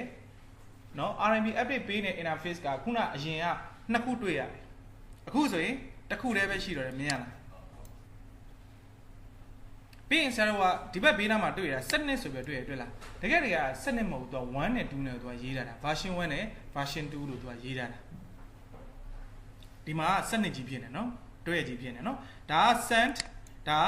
receipt ဒါကျတော့ RMB trigger RMB ပြီးလို့ရှိရင်ဆရာတို့က key chain ဒီ key chain ကဆရာတို့က authentication ပေးလို့ရှိရင်ဆရာတို့ဒီမှာ key chain လေးကိုမြင်ရမှာပဲဖြစ်ပါတယ်အခုလောဆယ် authentication မပေးရသေးဟုတ်တယ်မလားအဲ့ဒါကြောင့်မို့ဒီနေရာတွေမှာဆရာတို့ကဘာမှမမြင်ရသေးတာပါဆရာအောက်ကိုဆက်ပြောလို့ရလား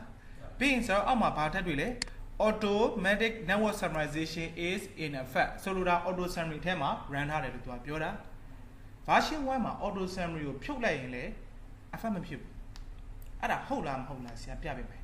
no auto summary လေ version 1မှာလေတွားရကြည့်အောင် no auto summary RMB ထဲပြန်ဝင်မယ် no auto summary version 2မှာပြောင်းသေးဘူးနော် version 1ပဲဆိုတော့ router RMB no auto summary right no auto summary ရိုက်ပြီးပြီဆိုလို့ရှိရင်ဆရာတို့က show IMB protocol လေးနဲ့ပြန်ပြီးတော့ကြည့်လိုက်show IP protocol လေးနဲ့ကြည့်လိုက်ခုနက is in effect အခုကကျတော့ is not in effect ဆိုပြီးတော့မြင်တွေ့ရပါလိမ့်မယ်ဟုတ်လားဒါတစ်ခုချင်းစီတော့ဆရာဖြည်းဖြည်းပြနေနော်တစ်ခုချင်းစီအဲ့ဒါ node summary ကတစ်ဖက်ထဲမှာရိုက်လို့မရအောင်နှစ်ဖက်တွားရိုက်ပြီး R2 မှာလည်းရိုက်ပြီးနော်ဒါမှပဲဆရာကနှစ်ဖက်စလုံးက effect ဖြစ်တယ်ဆိုတော့ effect ဖြစ်လားမဖြစ်လားဆိုတော့ဆရာ confirmation လုပ်လို့ရ R2 မှာလည်း RMB ထဲသွားလိုက် node summary ရိုက်ဆရာတို့အမြဲတမ်း node summary ရိုက်ကြတယ်ဘာကြောင့်လဲဟုတ်လားမေးနေတဲ့အဖွဲ့ရှိတယ်ဆိုတော့ဘာလို့ရိုက်ပေးရလဲဆိုတာအခုဆရာဒီနေ့ရှင်းပြပေးမယ်လေအခုဆရာတို့နှစ်ဖက်စလုံးရိုက်ထားပြီမဟုတ်လား right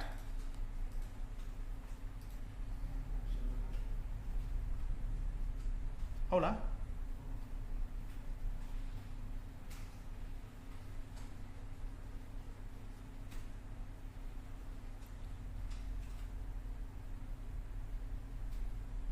ရိုက်လို့ပြီလားနော်ဆိုတော့အဲ့ဒီနေရာမှာဆရာဘာလို့တွေ့ရလဲ auto summarization is not in effect ဆိုပြီးတော့မြင်နေရတယ်အဲ့တော့ routing table တစ်ချက်လောက်သွားကြည့်ပြပါလား routing table R1 မှာနော်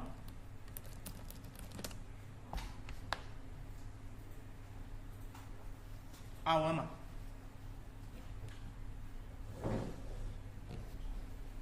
ဘာလို့တွေ့ရလဲR နဲ့တွေ့လားနော် 192.168.2.0 တွေ့တယ်ပြီးရင်ဆက်လက်ကဘယ်လောက်လဲ24ပဲလေတကယ်ဆက်လက်30သုံးထားတဲ့ route ကမမြင်ရဘူးဘာကြောင့်မမြင်ရလဲဆရာပြောတဲ့ reason ရှင်းရှင်းလေး update ပို့တဲ့အခါမှာ sentiment information မပါလာလို့ဟိုကောင်ကဘာ information ထည့်လို့ထည့်မှမသိဘူးထည့်လိုက်လို့မှားသွားရင်ဘယ်သူတောင်းယူမှာ debugging နဲ့ကြည့်လိုက် debug RMB နဲ့ကြည့်ဟိုကောင်ပို့တဲ့အထဲမှာ sentiment မပါလာဘူးကြည့်လိုက် debug RMB အကျိုးနဲ့အကြောင်းနဲ့ဆက်ပြီးဆရာပြောပြတယ် version 1မှာ load summary ရိုက်လေ effect မဖြစ်ဘူးဘာကြောင့်လဲဟိုကောင်ပို့ကြတဲ့ဟိုက sentiment information မှာမပါလာတာဘယ်လိုလုပ်အောင်ဒီမှာကြည့် receipt ဆိုပြီးတော့ 192.168.2.0 ပဲပါတွေ့လားဟိုကောင်ကြီးညာလဲ network command ထဲမှာ 192.168.2.0 ပဲကြီးညာထားတယ်ဒါပေမဲ့ version 1ဖြစ်နေတော့ sentiment information မပါလာဘူးတွေ့လားမြင်ရလားအဲ့ဒါကြောင့်မို့ဒီမှာ node summary ရိုက်လေဘာ effect မှာမဖြစ်တာပဲဖြစ်တယ် effect ဖြစ်ရင် version 2ကိုဒါပြောင်းအဲ့ဒါဆိုတော့ effect ဖြစ်လိမ့်မယ် any question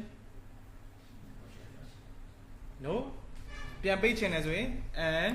all လေးနဲ့ပြန်ပြီးတော့ပိတ်လိုက်ပါ and all လေးနဲ့ပြန်ပြီးပိတ်လိုက်ပါပြီးရင်ဆိုတော့ show me protocol တစ်ခါတော့ပြန်ပြီးကြည့်ပေးပါခုန automatic network summarization ပြီးသွားပြီเนาะအဲ့ဒီအကြောင်းလေးပြောရစအောက်မှာဘာကိုထပ်တွေ့ရလဲ maximum pack က4ခုအဲ့ဒါ load balancing ခုနဆရာရေးထားတယ် load balancing up to 4 equal pack ဆိုပြီးတော့ဆရာခုနရေးထားတယ်4ချောင်းအထိသူလက်ခံမယ် load balancing ဖြစ်တာလေ4ချောင်းအထိသူမြင်ရမယ်4ချောင်းနဲ့ပို့သွားရင်မမြင်ရတော့ဘူးဒါကိုသူကပြောတာပါဟိုဒါလေးရမလားပြီးဆရာတို့ network command နဲ့ကျင်ညာထားတာဘယ် network တွေပါလဲဆိုရင်ဒီမှာ10 network ပါတယ် 192.168.1.0 ပါတွေ့လားတခါလီမှာကျတော့ဆရာတို့က network command ကျင်ညာတယ်ကြံသွားတာတို့ဘာတို့ဆိုဒီနေရာမှာပြန်စစ်လို့ရတယ်ကို run ထားတာဘယ် network တွေတော့ပါတယ်ဘာတွေတော့မပါဘူးလေမှန်လားမှားလားဒီမှာလာကြည့်လို့ရတယ်ဆရာတို့ပြောတာရှင်းလားပြီးအောက်မှာဘာထပ်တွေ့ရလဲ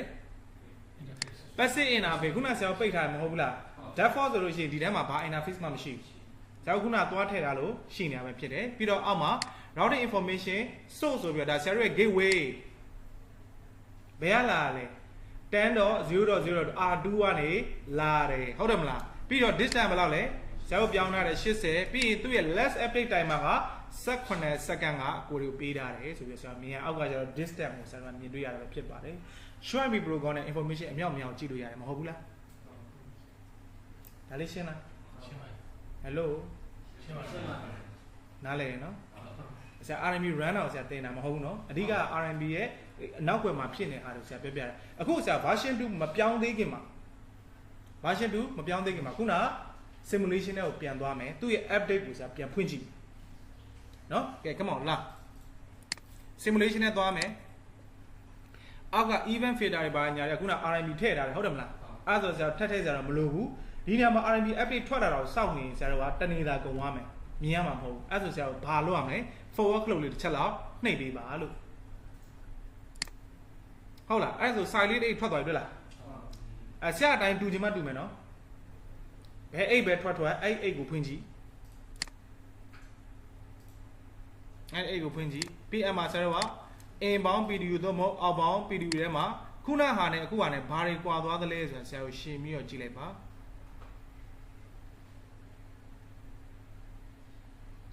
အတူတူပဲလားဘာတွေပေါ်သွားလဲ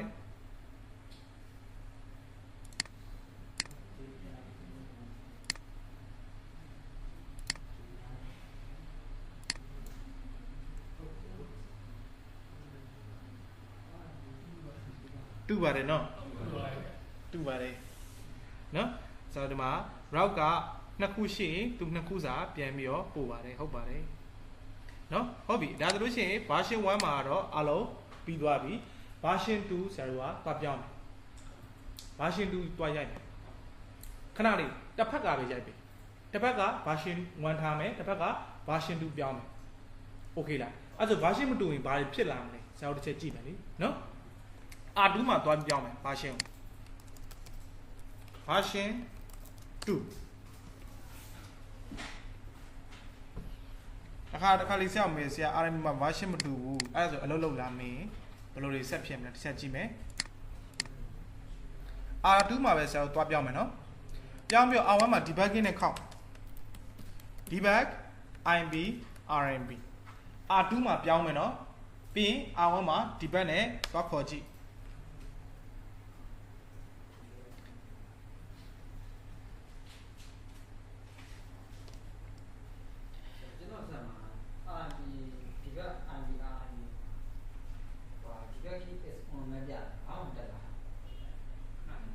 ခဏနေသူတက်လာလိမ့်မယ်လေ။အော်မဟုတ်ဘူး simulation mode တွေကနေပြီး real time mode ပြန်ပြောင်း။အော်ဆရာခုနပြော simulation mode ဆိုရင်အချိန်ကရက်နေတာလို့တက်လာပြီမလား။ဆိုတော့ version 2ဆိုတာ ਨੇ ဟိုဘက်ကပေးတဲ့ထံမှာအနောက်မှာ select ဘယ်လောက်ပါဆိုပြီးတော့ပါလာပြီတွေ့လားselect ဘယ်လောက်ဆိုပြီးတော့ပါလာပြီလေ sentiment information ပါလာပြီအဲဒါကြောင့် RMB version 2ကြောင့်ဆရာကိုရေးရမှာလား Telus routing protocol support via SM အဲ့ဒါကိုဆရာပြောပြချင်တာဆရာတို့ရရှင်းတာအခု R2 က version 2ပြောင်းသွားရင်နော်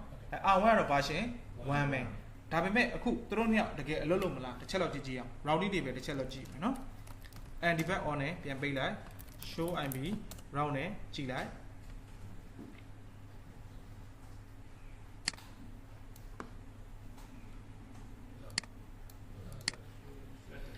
နော်ဆရာတို့ select 24က possibly down တော့ဖြစ်နေပြီ နော်ဒါပေမဲ့ဆရာတို့က version မတူရင်ဒီဘက်ကတော့ဆရာတို့ကပို့တယ်ထားပါတော့ဒီဘက်ချမ်းအောင်တစ်ချက်တော့ကြည့်အောင်လေနော်ဒီဘက်ချမ်းအောင်သူအလုပ်လုပ်သေးလားဆိုတော့ခဏဒီဘက်ချမ်းမှာဆရာဒီဘက် R2 မှာဒီဘက် IB RIB နဲ့တစ်ချက်တော့အောင်ကြည့်မယ် RIB က version 1နဲ့ version 2ကလည်းဆရာတို့ကတစ်ခုနဲ့တစ်ခုနဲ့ကသုံးတယ် IB တွေကမတူဟုတ်လား version 1ဆို broadcast version 2က multicast လေနော်တစ်ချက်တော့ကြည့်ကြည့်အောင်ဟုတ်လားဒီဘက်မှာပြဿနာတက်နေပြီဒီဘက်မှာပြဿနာတက်နေပြီဘာလာပြလဲ illegal version နဲ့ ignore တဲ့ version 1 packet တဲ့တွေ့လားဟိုဘက် R1 pack ချင်ကတော့အဆင်ပြေတယ်ဘာကြောင့်လဲဟိုကောင်ကဆန့်က version 1 receive any version ဆိုပြီးတော့ show me protocol မှာဆက်တွေ့ရတယ်မလားဒါပေမဲ့ဒီဘက်ချမ်းမှာကျတော့ဒီမှာ version 1ကိုသူလက်မကောင်တွေ့လား ignore တဲ့အဲ့ဒါဆိုသေးကြသူတို့ route တွေကအလုတ်ကောင်းကောင်းမလုတ်တော့သေးဘူးပြောင်းမယ်ဆိုရင်နှစ်ဖက်စလုံးမှာသွားပြောင်းပြီးဆရာခုပြောရှင်းတာဒီဟာတွေကနောက်ွယ်မှာဖြစ်နေတာနော်ဆရာတို့ဒီလိုမျိုးကြည့်မမြင်ရဒီမှာ illegal version ဆိုတွေ့လားဆရာ troubleshoot သွားလို့ဒီလိုမြင်နေရပြီဆိုတော့ဒါသိကြတယ်ဒါ version မတူဘူးတစ်လုံးလုံးကတော့လွဲနေတယ်ဘယ်ကောင်လွဲလဲဆရာတို့လိုက်ရှာပြီးတော့ဆိုတော့ R1 မှာပါ version ပြောင်းမယ်နော်ကဲ come on ကဲလာပြီနော် the router RIB version 2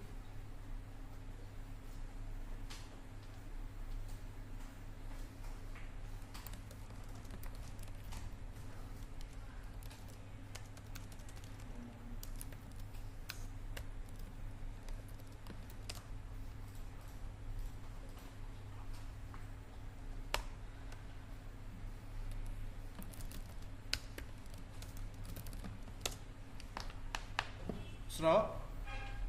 အဲ့ဒါဆိုလို့ရှိရင် version 2နှစ်ဖက်စလုံးပြောင်းလာပြီး routing table တစ်ချက်လောက်ပြန်ပြီးကြည့်လိုက်ဒီဟာဆိုလို့ရှိရင်ဆရာတို့တကယ်လက်ရှိသုံးနေတဲ့ sentiment information ဆက်လက်30တိုင်းဆရာတို့မြင်တွေ့ရပြီဟုတ်လားမြင်ရလားဆရာကိုတော့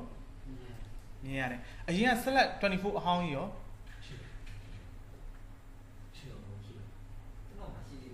ရှိသေးလားရှိသေးရဆိုလို့ရှိရင်ဆရာကဒီ command တစ်ခုလောက်ရတယ် clear imp route star အဲ့ဒါဘာကြီးရလဲဆိုတော့ routing table ထဲမှာရှိတဲ့ dynamic route တွေအကုန်လုံးဒီကောင်ကပြန်ဖြတ်ချလိုက်တယ်အစကနေပြီးပြန်ပေးခိုင်းတယ် clear imp route star အဲ့ဒီဟာလေးတစ်ချက်ရေးထားပေးဒါဘာလို့တာလဲဆိုရင် routing table ထဲမှာ dynamic route တွေအကုန်လုံးဒီကောင်က clear ဖြုတ်ချပစ်လိုက်တယ်နော်အစကနေပြန်ထည့်ဖို့ဆိုတော့အဲ့လိုမျိုးလေးသဘောတရားလေးနဲ့သွားတက်ရမှရှိတယ် clear and route star နောက်ပါအားကြောင်းအောင်ရောက်အဲ့လေပျောက်သွားမယ်ပြီးရင်ပြန်ဝင်လာမယ်clear dynamic routing ဘာကြီးတို့ခေါင်းစဉ်ဆိုတော့အဲ့ဒါလည်းဘယ်လိုပြောရမလဲမသိဘူးเนาะ dynamic route ကိုclear လို့လားသူကဒီထဲမှာရှိတာဒီ routing table ထဲမှာရှိတာ directly connected တို့ static တို့ဆိုရင်တော့ဘယ်လောက် clear လို့မပြတ်ဘူးဒါပေမဲ့ dynamic အနေနဲ့ဝင်လာတဲ့ကောင်တွေကိုသူကဖျက်ချလိုက်တယ်ဒါအဲ့ဒါကိုမြန်မာလိုဘယ်လိုခေါင်းစဉ်တက်မှာနားလေတူလေးသာပေးထားလိုက်တော့ဆရာလည်းခေါင်းစဉ်တက်တယ်နည်းနည်းဟိုဖြစ်လို့နော်ဒီဟာဆိုလို့ရှိရင်ဒီ comment လေးရိုက်ပေးလိုက်မယ်ဆိုရင်ကိုမလိုအပ်တဲ့နော်မှားနေတဲ့ဟာတွေခုနလိုမျိုး possibly down ဆိုကြာနေတဲ့ဟာတွေအကုန်လုံးပြုတ်သွားလိမ့်မယ်တကယ်လက်ရှိသုံးတဲ့ဟာပဲပြန်ဝင်လာလိမ့်မယ် clear and route start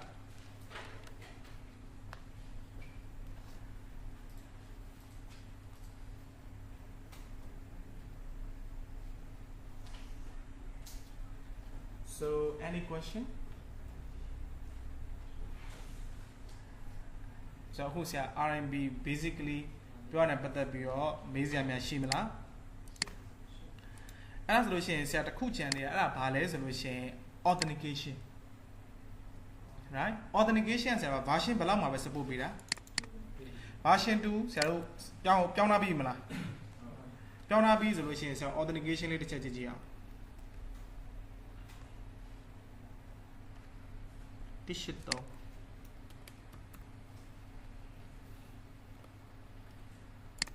So look be a ma is Roshi Dima. It's allowed Jibiba.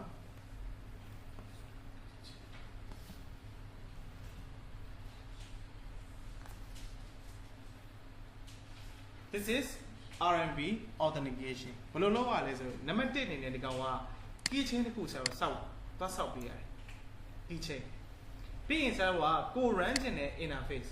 ဒီ interface ကဆရာတို့က route to route interface ဖြစ်ရမယ်ခုနဆရာတို့က R1 နဲ့ R2 နဲ့ချိတ်ဆက်ထားတဲ့ interface ဖြစ်ရမယ်အဲ့ interface ထဲမှာအပေါ်ကစောက်တာ key chain တွားတွဲပေးမယ်ဒီနှစ်ဆင့်ပဲဆရာတို့ကလုပ်ပေးရတယ်ဆိုတော့အဲ့ဒီအရာလေးကိုဆရာရှင်းပြမယ် key chain ဆိုပြတွေ့လားအနောက်ကဒါ key chain name ကြိုက်တာပေးလို့ရတယ် key chain name ကနှစ်ဖက်စလုံးမှာတူစရာမလိုဆိုတော့တော့တွေဆရာတို့တွေ့မှာတော့ဒီထဲမှာတော့ပါလို့ရှိတယ်တော့ရွေးလေးနဲ့တော့ကတော့မလို့လေတော့ for example ပြမလို့တော့ဂလင်းရပြီဆိုတော့နော်ခဏလေးဆရာ online လေးပဲဆရာဖွင့်လိုက်ကင်မရာလေးပဲဆရာဖွင့်လိုက်ဟုတ်ပြီစာရုပ်ကိုတွေ့ရလားနော်ဒီမှာတော့နော်ဟုတ်ပြီဆိုတော့ပြောမှဆိုလို့ရှိရင်ဒီဟာလေးမြင်ရလားအားလုံးအခုဒီအပေါ်မှာရှိနေတဲ့ဒါအဲတက်နေတာဟလားနော်ဒါဆိုတော့ key chain တကယ်အဲ့ key chain နဲ့ဆရာဖွင့်တာမဟုတ်ဘူးလေဘာနဲ့ဖွင့်တာလဲတော့နဲ့ဖွင့်တာအဲ့ဒါကြောင့်ဒီ key chain ကကြိုက်တာဖြစ်လို့ရတယ်ဒီမှာဆိုလို့ရှိရင်လည်းနာမည်ပဲ is a name ကြိုက်တာပြီဒါပေမဲ့ဒုတိယ enter ခောက်နိုင်ဘယ်မုတ်ထဲဝင်သွားလဲ key chain မုတ်ထဲဝင်သွားတယ်လားအဲ့ဒီထက်မှာပေးမယ် key id ကတော့နှစ်ဖက်စလုံးတူအောင်ဘာလဲကြောင့်ဆို key id ကဘာနဲ့တူလဲဆိုတော့အပြားလားအလုံးလားသူ့ရဲ့ shape နဲ့တူတူပဲပြီးရင်အဲ့ထဲကို enter ထပ်ခောက်လိုက်ရင်ဘယ်ထဲဝင်သွားလဲ key chain ရဲ့ key တွေကိုထပ်ပြီးတော့ဝင်သွားတယ်လားအဲ့ထဲမှာပေးရမယ် password ကလည်းနှစ်ဖက်စလုံးတူရမယ်အဲ့ဒါဘာနဲ့တူလဲတော့အပြားချင်းတူအောင်မှာတော့အပေါ်မှာရှိတယ်သူ့ရဲ့ခွေးသွားစိတ် dit လေးတွေကမတူဘူးဆိုတော့ချုပ်ပြီးတော့ပြောရမယ်ဆိုရင် key chain နဲ့တူစရာမလိုဘူးဘာတူရမလဲ key id ရဲ့ key string ရဲ့တူရမယ်ဆရာခုပြောတာသိလားရမလားပြီးရင်ဆိုတော့ interface ထဲဝင်မယ်ပြီးတော့ RMB authentication mode ဒီကောင်က plain text လည်းရတယ် MB5 လည်းရတယ် security အပြင်တော့MB5 ကတော့ပို့ပြီးတော့ strong ဖြစ်တယ် hash လုံးဝဆရာတို့ password ကိုတို့လှမ်းကြည့်လို့မရအောင် hash ဆက်ပြီးပြောပေး RMB authentication key chain ဆိုပြီးတော့အပေါ်မှာစောက်ပေးထားတဲ့ဒီ name ကိုပြန်ပြီးတော့ပြန်ထည့်ပေးရမယ်အဲဒါကြောင့်အဲ့ name တွေက case sensitive တော့ဖြစ်တယ်အပေါ်မှာအကြီးနဲ့ရေအောက်မှာလည်းအကြီးနဲ့ရေးရဆရာတို့ပြောတာရှုပ်သွားလားအေးဆုံး key chain စောက်မယ် key chain ထဲမှာဘာရှိလဲ key id ရယ် key string ရယ်ရှိမယ်ပြီးရင်အောက်မှာပြန်ပြီးထည့်တဲ့အခါမှာဒီ name တိုင်းပဲပြန်ပြီးတော့ထည့်ပေးရမယ်ဆိုတော့ဒီမှာဟိုကောင်နဲ့ R1 နဲ့ R2 နဲ့ပေးတဲ့ key id တူလားတူတယ် key chain နဲ့ရောတူလားတူစရာလဲမလိုဘူး key string ရောတူလားတူရမယ်လေတူလားမတူဘူးဆိုလို့ရှိရင်အဲ့ဒီကောင် password က invalid authentication ဆိုပြီးတော့ဆရာတို့ debugging နဲ့ပြန်ကြည့်မြင်ရလိမ့်မယ်တူအောင်ပေးရမယ်ဆိုတော့ဆရာပြောတာဆရာကပြောရှင်းလားနှစ်ဖက်စလုံးမှာရေးပေးရမယ်အဲ့ဒီတစ်ချက်ဆရာရေးတာပဲနော်ဒါတော့ password တူအောင်ရေးလိုက်ပေါ့ okay ကဲဆိုဆရာတို့ key chain လေးဆရာတို့သွားဆောက်အောင်နော် key chain လေးဆရာတို့သွားဆောက်မယ်ဆိုတော့ config ထဲမှာပြီးတော့ key chain လေးက R1 ပဲဆရာရေးလိုက်မယ်နော် key id ကဆရာတို့ကအများကြီးပဲနော်0ကနေပြီးတော့အနောက်မှာပေးလို့ရတဲ့ number တွေကအများရှိတယ်နော်အဲ့နေရာမှာဆရာ key 1ပြီးတော့ key string Cisco 123ရမယ်နော်ပြီးရင်ဆရာတို့ကဘယ် interface လဲဆိုတော့ interface ဆရာတို့ route to route interface က gigabit 0/0 အဲ့ဒီ interface ထဲဆရာဝင်ရမယ်နော် 0/0 RMB authentication and recognize command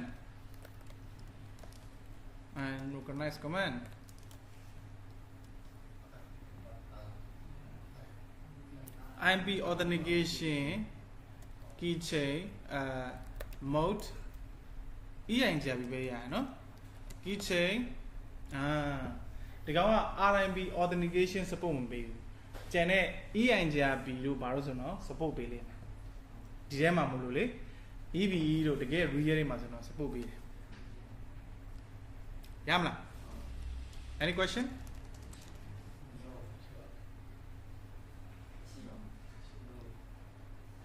no OB ဆိုတော့အဲ့ဒါဆိုလို့ရှိရင်ဆရာတို့နောက်ဆုံးခေါင်းစဉ်တစ်ခုပြောပြီးရင်ဆရာတို့ဒီနေ့ lecturer ကအဆုံးသတ်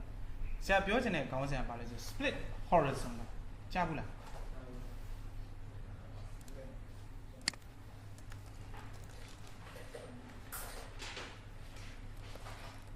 split horizontal rule အဲ့ဒီကောင်က depth for အရာနော် depth for အရာ distance vector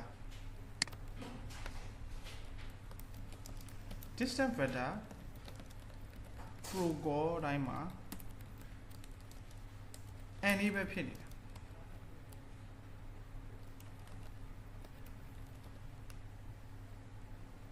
နော်ဆရာတို့သွား run တာလည်းမဟုတ်ဘူးနော်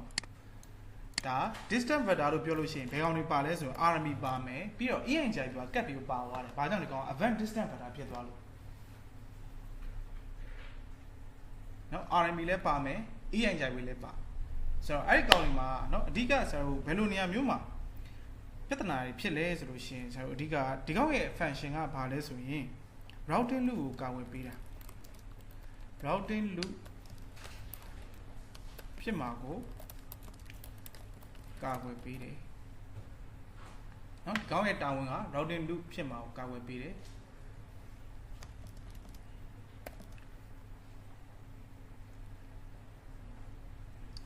ဒီကဘယ်လိုနေရာမျိုးတွေမှာဆရာတို့ကနော်ဒီ rule ဆရာတို့သွားပိတ်ပေးရတယ်ဆိုရင် hub and spoke topology တွေမှာ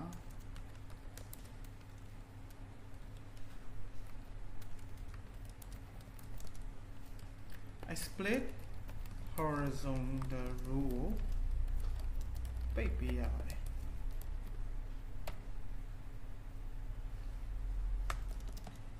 သူကဘယ်လိုမျိုးလဲဆိုရင် interface တစ်ခုကလက်ခံပြီးသား routing update ကိုအဲ့ဒီ interface ကပဲပြန်ပို့ခွင့်မရှိအဲ့ဒါသူ့ရဲ့လှုပ်ဆောင်ပေးတဲ့အရာဆိုတော့အဲ့လိုအရာတွေကဆရာတို့တစ်ခါလေတော့ကောင်းတယ်တစ်ခါလေတော့မကောင်းဆိုတော့အဲ့ horizontal rule ဆရာမပြောခင်မှာဆရာခုရည်စရာတစ်ခုပြောလိုက်တယောက်ကလူလေဟာဟီးဝိုင်းနေရှိအဲ့ဒီထဲကចောင်းသားလေးကဆရာအဲ့ရည်စရာပြန်ပြီးတော့ဆရာကိုပြန်ပြီးပြောတယ်အဲ့ဆိုဆရာအဲ့ရည်စရာချုပ်ကိုဆရာရီမာလားဒါမှမဟုတ်လေရုပ်တည်ပဲနေမှာဘာကြောင့်လဲဆရာပြောထားပြီးသားစကားကိုဆရာကိုပြန်ပြီးတော့ပြောနေဆရာသိထားပြီးသားလေအဲ့ဒါဆိုလို့ရှိရင် horizontal rule ကလည်းအဲ့ဒီတိုင်းပဲသူကဘယ်လိုမျိုးလဲဆိုတော့တစ်ချက်ကြည့် interface တစ်ခုကတဲ့နော်လက်ခံပြီးသား routing update ကိုတဲ့အဲ့ဒီ interface ရမယ်ပြန်ပို့ခွင့်မပေးဘူးတဲ့ဆိုတော့မြန်မာစကားပဲနော်ဒါပေမဲ့ရှုပ်တယ်နော်ဒီလိုမျိုးကြည့်တော့သိလားမြန်မာလူမျိုးပဲမြန်မာလူပြန်ပြီးတော့ဘာသာပြန်ခိုင်းနေမှာအဆင်မပြေဘူးဆိုတော့အဲ့ဒါဘယ်လိုမျိုးလဲဆိုဒီမှာကြည့်ဆရာပြန် hub and spoke ဆိုတာဒါက hub နော်ဒါလေးတွေက spoke right so အဲ့ဒါဘယ်လိုမျိုးလဲဆိုလို့ရှိရင်အပြင်မှာ in the real world မှာဆိုတော့ banking တွေလိုမျိုးလေ main office ရှိတယ်အောက်ကသူတို့ရဲ့ branch တွေဆိုတော့အဲ့လို architecture မျိုးမှာဆိုလို့ရှိရင်ဆရာပြပေးမှာတစ်ချက်လောက်ကြည့်ဒါ spoke 1 spoke 2 spoke 3ဒါ hub နော်ဆိုတော့ spoke 1မှာသူ့ရဲ့ဒီနောက်မှာ network ရှိတယ် 1.1.1.1 ဆိုတဲ့ network လေးရှိတယ်အဲ့ network ကိုသူတို့ရဲ့ hub ဖြစ်တယ်နော်အပေါ်ကကောင်လှမ်းပြီးတော့ပြောတယ်သူတို့ချင်းချင်းမပြောဘူး hub ကနေမှတစ်စေးအောက်ကလူလူပြန်ပြီးပေးတာဆိုတော့ပြောတော့ hub ကဒီ interface ထားပေါ်တော့ E0/0 အဲ့ဒီ E0/0 မှာဘယ် network ကိုသူလက်ခံထားလဲဆို 1.1.1.1 ဆိုတဲ့ network ကိုသူလက်ခံထားတယ် receive ဟုတ်တယ်နော် receive ဒါပေမဲ့ hub ရဲ့အလုပ်ကအဲ့ 1.1.1 ကိုကျန်တဲ့ spoke 2နဲ့ spoke 3စီသူပေးရမှာမဟုတ်ဘူးလား ဒါပေမဲ့ဖြစ်ချင်တော့သူ့မှာ interface ကတစ်ခုတည်းပဲရှိတယ်ကြည့်လိုက်ဘယ် interface လဲ e0/0 မှာအဲ့ဒီနောက်တော့သူလက်ခံပြီးပြီဆိုရင်တဲ့အဲ့ဒီ interface ကလည်းပြန်ပို့ခွင့်မရှိဘူးတဲ့အဲ့ဆိုအဓိပ္ပာယ်ကဒီကောင်ကလက်ခံတယ်ဒီကောင်ထဲမှာတော့ routing table ထဲမှာ101.101ရှိတယ်ဒါပေမဲ့အောက်မှာရှိတယ် spoke 2နဲ့ spoke 3ဆိုပြန်ပို့လို့မရအဲ့လိုချင်းနေမျိုးကြရင်ဆရာတို့အဲ့ horizontal rule ကိုပိတ်ပေးရတယ်ပိတ်တော့မှကျန်တယ် spoke 2နဲ့ spoke 3စီမှာ1.1.1 network ကဝင်သွားတာအဲ့ဒါဆရာတို့ DMPPM မှာဆိုတွေ့ရတယ်ခုနဆရာပြောတဲ့မြန်မာစကားကဒါနဲ့ဆရာကရှင်းပြထားတယ်သူ့မှာကတခြားရွေးချက်စရာလမ်းမရှိဘူး hack ကိုကြည့်လိုက် spoke 2ကပေးတဲ့ e0/0 ပဲသူယူရမှာကျန်တဲ့ကောင်တွေပြန်ပေးရမယ်ဆို e0/0 ပဲပြန်ပြီးပေးရမှာပေးပိုင်မှာမရှိအဲ့ဒါကြောင့်မို့ hack and spoke ဆရာရေးတာဖတ်ကြည့်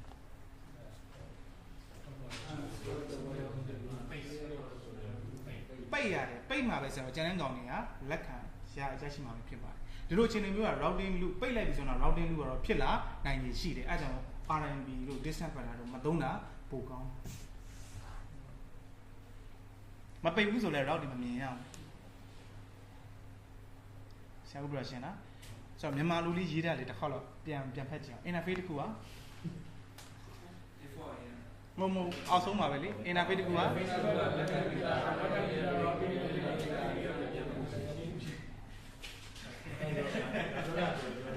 ဟုတ်တယ်လေကို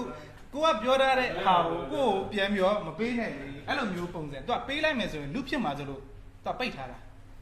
ဒါပေမဲ့ဒီလိုအချင်းမျိုးချတော့သူ့ကိုပြန်ပေးမှာမဟုတ်ဘူးလေကြံတဲ့ကောင်လေးစီကိုပေးမှာလေဆရာကပြောဟုတ်တယ်မလားဆိုတော့အဲ့လိုအချင်းမျိုးဆိုပိတ်ပေးရပါလေရမလားပိတ်ချင်တယ်ဆိုလို့ရှိရင်ဒီလိုမျိုးလေးသွားပေးရပါတယ် interface ထဲမှာပါနော် interface ထဲမှာခုနကလည်းဆရာတို့သွားပြီးတော့ကြည့်ဝင်မြင်ရပါတယ်ဆိုတော့ဘယ်လိုသွားပိတ်မလဲဆိုရင်ထားပါတော့ interface ဘယ် interface လဲဆိုရင် config ထဲမှာ interface g0/0 ထဲမှာလား no imb split horizon နောက်မှာမရှိတော့ဆိုတော့ enter လေး enter တော့ခေါက်လိုက်ပါနော်ဟိုခုနပုံရဆိုတော့ hub မှာပေါ့နော် hub ရဲ့ e0/0 ထဲမှာဝင်ပြီးတော့အဲ့ဒါသွားပိတ်ပေးရတယ် channel spot တွေမှာသွားပိတ်ဆရာမလို့ပါဟပ်မှာပဲသွားပိတ်ပေးရတာပါနော်ဆိုတော့ဒါလေးကိုတစ်ချက်ရေးပေးပါမယ်ရေးပေးမယ်နော် disable split horizon rules ပိတ်ချင်တယ်ဆိုရင်ဒီလိုလေးပိတ် like this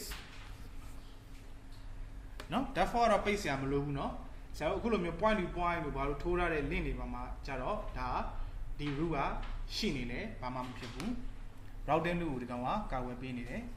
switching loop ကိုကာကွယ်ပေးတာဘယ်ကောင်လဲ STB spanning tree routing loop ကိုကာကွယ်ပေးတာတော့ split horizontal ပဲဖြစ်ပါတယ်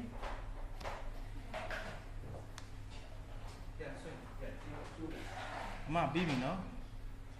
ပြီးပြီလို့ချိုးတွေထိုးနေတယ်ဟုတ်ဆိုခုနကဆရာမြန်မာလိုရေးရတာလေးရှင်းသွားပြီလားနော် interface တစ်ခုကလက်ခံပြီးသား update တစ်ခုအဲ့ interface ရပဲပြန်ပြောခွင့်မရှိဘူးပြောလိုက်ရင် loop တွေဖြစ်လာနိုင်တယ်အဲ့ loop ဖြစ်ပြီဆိုလို့ရှိရင် infinity ဆက်ပြီးတော့သွားတော့မှာသူတို့ဆုံးတဲ့အထိနော်ဆိုတော့ဒီလေးရမလား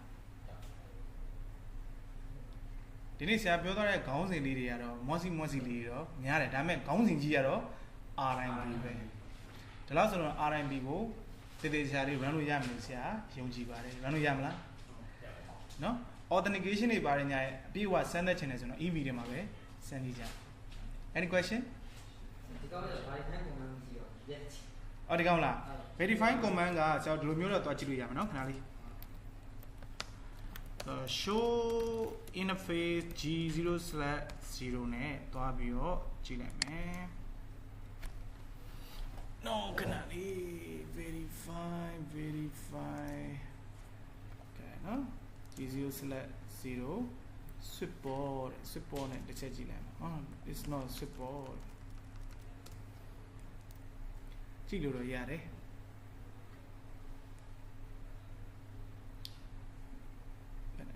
reliable တွေ့လဲဆောက်တစ်ချက်ပြောကြအောင်မျက်လုံးကသိပြီးမကောင်းဖြစ်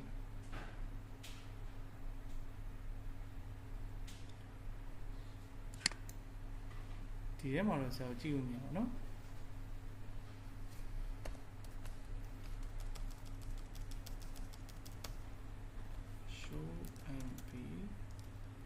show IMB ပါပါသွားသေးလားမသိဘူး show ဟုတ်တယ် show IMB interface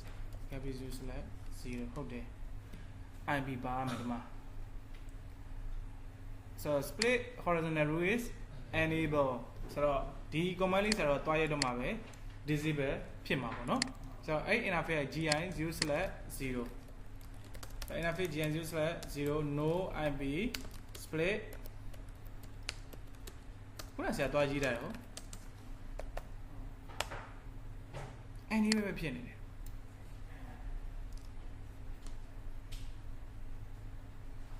တေချာတခုကတော့ဒီ interface ကတော့ horizontal rule ကတော့ရှိနေမှာပဲသိလား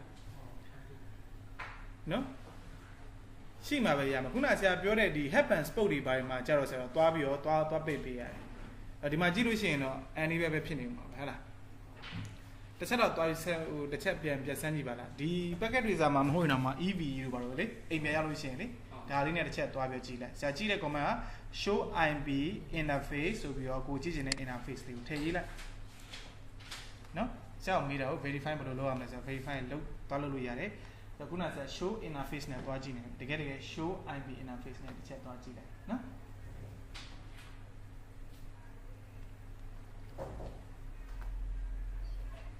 ဟို EVE မှာလည်းဒါလည်းအတူတူပဲလားအတူတူပဲ info က EVE ကတော့မှပို့ပြီးတော့စုံစုံလင်လင်ကြည့်လို့ရအောင်ပဲနော်အတူတူပဲရမလား any question okay အဲ့ဒါဆိုလို့ရှိရင်တော့ yes ကိုင်းပြောမေးဖို့ရှိလား မရှိပါဘူးခုနမေးတာဟုတ်ပြီဆိုတော့မေးစရာမရှိဘူးဆိုတော့ဆရာတို့ဒီနေ့ lecturer days အချိန်လေးကတော့ပြီးဆုံးသွားပါပြီခင်ဗျာ